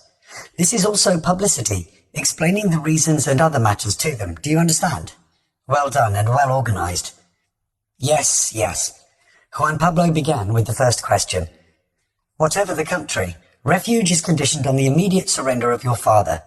Would your father be willing to turn himself in if you are settled somewhere?" "Go on," Pablo said. "The next one is, would he be willing to turn himself in before you take refuge abroad?" "Go on." "I spoke with the man, and he told me that if there were some questions I did not want to answer, there was no problem. And if I wanted to answer some questions, he would include them." "Okay, the next one. Why do you think that several countries have refused to receive your family?" "Okay." "Yes." "From which embassies have you requested help for them to take you in?" "Okay." "Don't you think your father's situation, accused of X number of crimes, assassination of public figures, considered one of the most powerful drug traffickers in the world?" Juan Pablo stopped reading. "Go on." "But there are many, around 40 questions." Pablo said he'd call back later in the day. "I may find a way to communicate by fax." "No," Juan Pablo said, concerned about a fax being traced. "No, huh? Okay. So, good luck." The search block and Centrospike traced the call to Los Olivos. They waited for Pablo to make another call. At 3 p.m., Pablo called his son, who said that the journalist wanted to know what conditions Pablo would be satisfied with in order to turn himself in. Members of the search block started to go street to street, hoping to detect Pablo's location. Hugo's scanner led into an office building. Convinced Pablo was inside, the troops stormed in, but Pablo was still conversing, as if nothing had happened. "Tell him, my father cannot turn himself in unless he has guarantees for his security." "Okay. And we totally support him in that," Pablo said. "Okay. Above any considerations." "Yep. My father is not going to turn himself in before we are placed in a foreign country, and while the police in Antioquia..." "The police and DAS is better," Juan Pablo said, "because the DAS are also searching." "It's only the police," Pablo said. "Oh, okay. While the police..." "Yeah. Okay," Pablo said. "Let's change it to, while the security organizations in Antioquia..." "Yeah. Continue to kidnap..." "Yeah. Torture..." "Yeah. And commit massacres in Medellin..." "Yes, all right." "Okay," Pablo said. "The next one." Due to the amount of time Pablo had spent on the phone, Hugo's scanning equipment had narrowed down Pablo's location. Led by Hugo, members of the search block arrived at a stream by Pablo's house. Juan Pablo asked why so many countries had refused to allow their family in. "The countries have denied entry because they don't know the real truth," Pablo said. "Yes. We're going to knock on the doors of every embassy from all around the world because we're willing to fight incessantly, because we want to live and study in another country without bodyguards, and hopefully with a new name. Just so you know, I got a phone call from a reporter who told me that President Alfredo Cristiani from Ecuador, no, I think it's El Salvador. Yes, Pablo went to a second-floor window and scanned the street, checking out cars. Well, he has offered to receive us. I heard the statement. Well, he gave it to me by phone, Juan Pablo said. Yes? And he said if this contributed in some way to the peace of the country, he would be willing to receive us because the world receives dictators and bad people. Why wouldn't he receive us? Well, Pablo said, let's wait and see, because that country is a bit hidden away. Well, but at least there's a possibility, and it has come from a president. Look, with respect to El Salvador, yeah? In case they ask anything, tell them, the family is very grateful and obliged to the words of the president, that it is known he is the president of peace in El Salvador. Yeah. The length of the call had exceeded Pablo's safety limits. When asked about how the family had felt about living with government protection, Pablo said, you respond to that one. Who paid for maintenance of accommodation, you or the Attorney General? Juan Pablo said. Who did pay this? Pablo said. Us. Well, there were some people from Bogota who got their expenses paid, but they never spent all of it because we supplied the groceries, mattresses, deodorants, toothbrushes, and pretty much everything. After 2 more questions, Pablo said, okay, let's leave it at that. Yeah, okay, Juan Pablo said. Good luck. Good luck. The call had lasted for so long that Hugo and the search block were on Pablo's street, driving up and down. Hugo stopped studying his equipment and started observing the houses. He noticed a bearded man behind a second-story window, phone in hand, watching the traffic.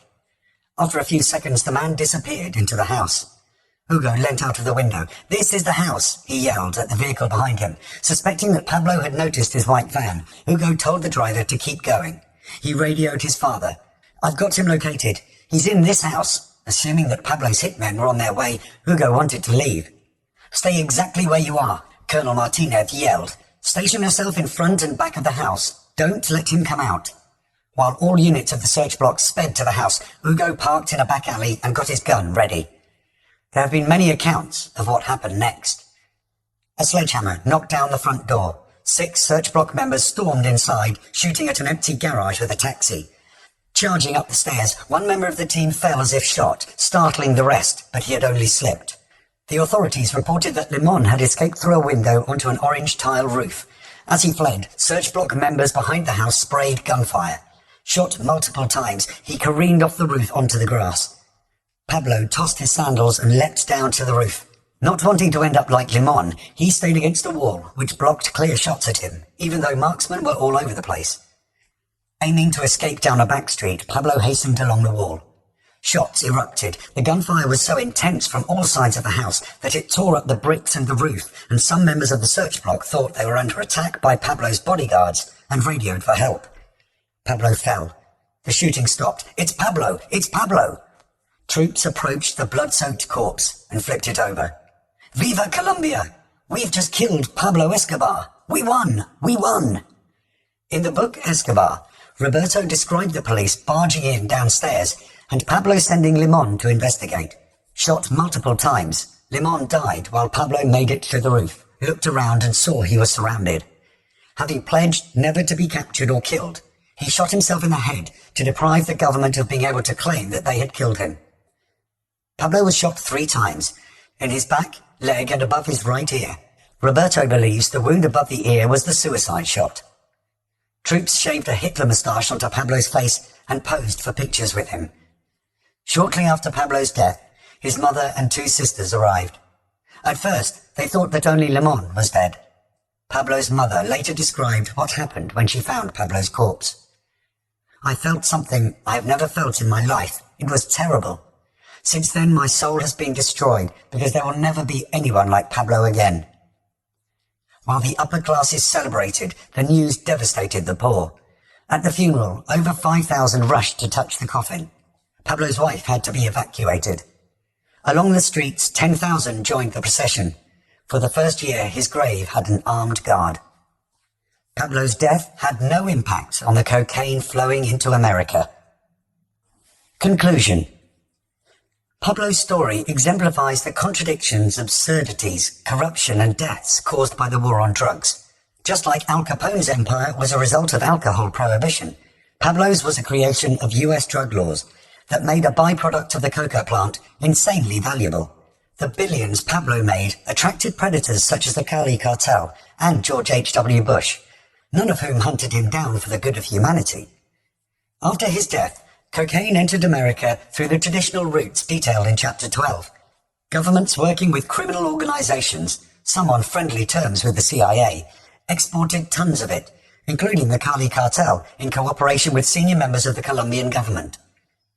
Pablo's downfall was assured after the Americans became increasingly involved, following the assassination of the presidential candidate Galan, which was falsely blamed on Pablo, a crafty strategy employed by General Maza, who was later indicted as a co-conspirator in Galan's murder. Many of Pablo's domestic adversaries in the police were taking drug money from the Cali cartel. Pablo's power was no match for the vast resources available to George H.W. Bush. Once Bush had decided to make Pablo the world's cocaine bogeyman, his demise was inevitable. To this day, the CIA has refused to release information about their involvement with Los Pepes and Pablo's death. If the hunt for Pablo wasn't about saving people from cocaine, then who benefited? The banking, corporate and military interests represented by Bush profited, while using the war on drugs as a cover story. All of the major players in the conflict, the cartels, the police, the Colombian troops, were fighting with weapons mostly manufactured in America. Ex-CIA pilot Chip Tatum has alleged that some of Pablo's billions in Panama ended up in George H.W. Bush's hands, just like Pablo liquidated the assets of the Galliano and Moncada brothers. It was a case of a big gangster shaking down a smaller one. With the CIA facilitating the importation of cocaine into America, it was no wonder that the quantities rose after Pablo died. I document the true story of a CIA cocaine smuggling pilot, Barry Seal, in Book 2 of my War on Drugs trilogy, American Made. Who killed Barry Seal, Pablo Escobar or George H.W. Bush? Barry operated with the full cooperation of the Bush clan and also with the Clintons. If the US government had followed Milton Friedman's advice by legalizing cocaine, taking the market away from the gangsters such as Pablo and sequestering cocaine from young people, then the black market that Pablo profited from would have ceased to exist, and the deaths of hundreds of thousands of people in countries such as Colombia and Mexico would have been avoided. But Milton was ignored, because fighting the Pablos of the world is big business. An Audio Boy 279 production. Truth audiobooks for the people.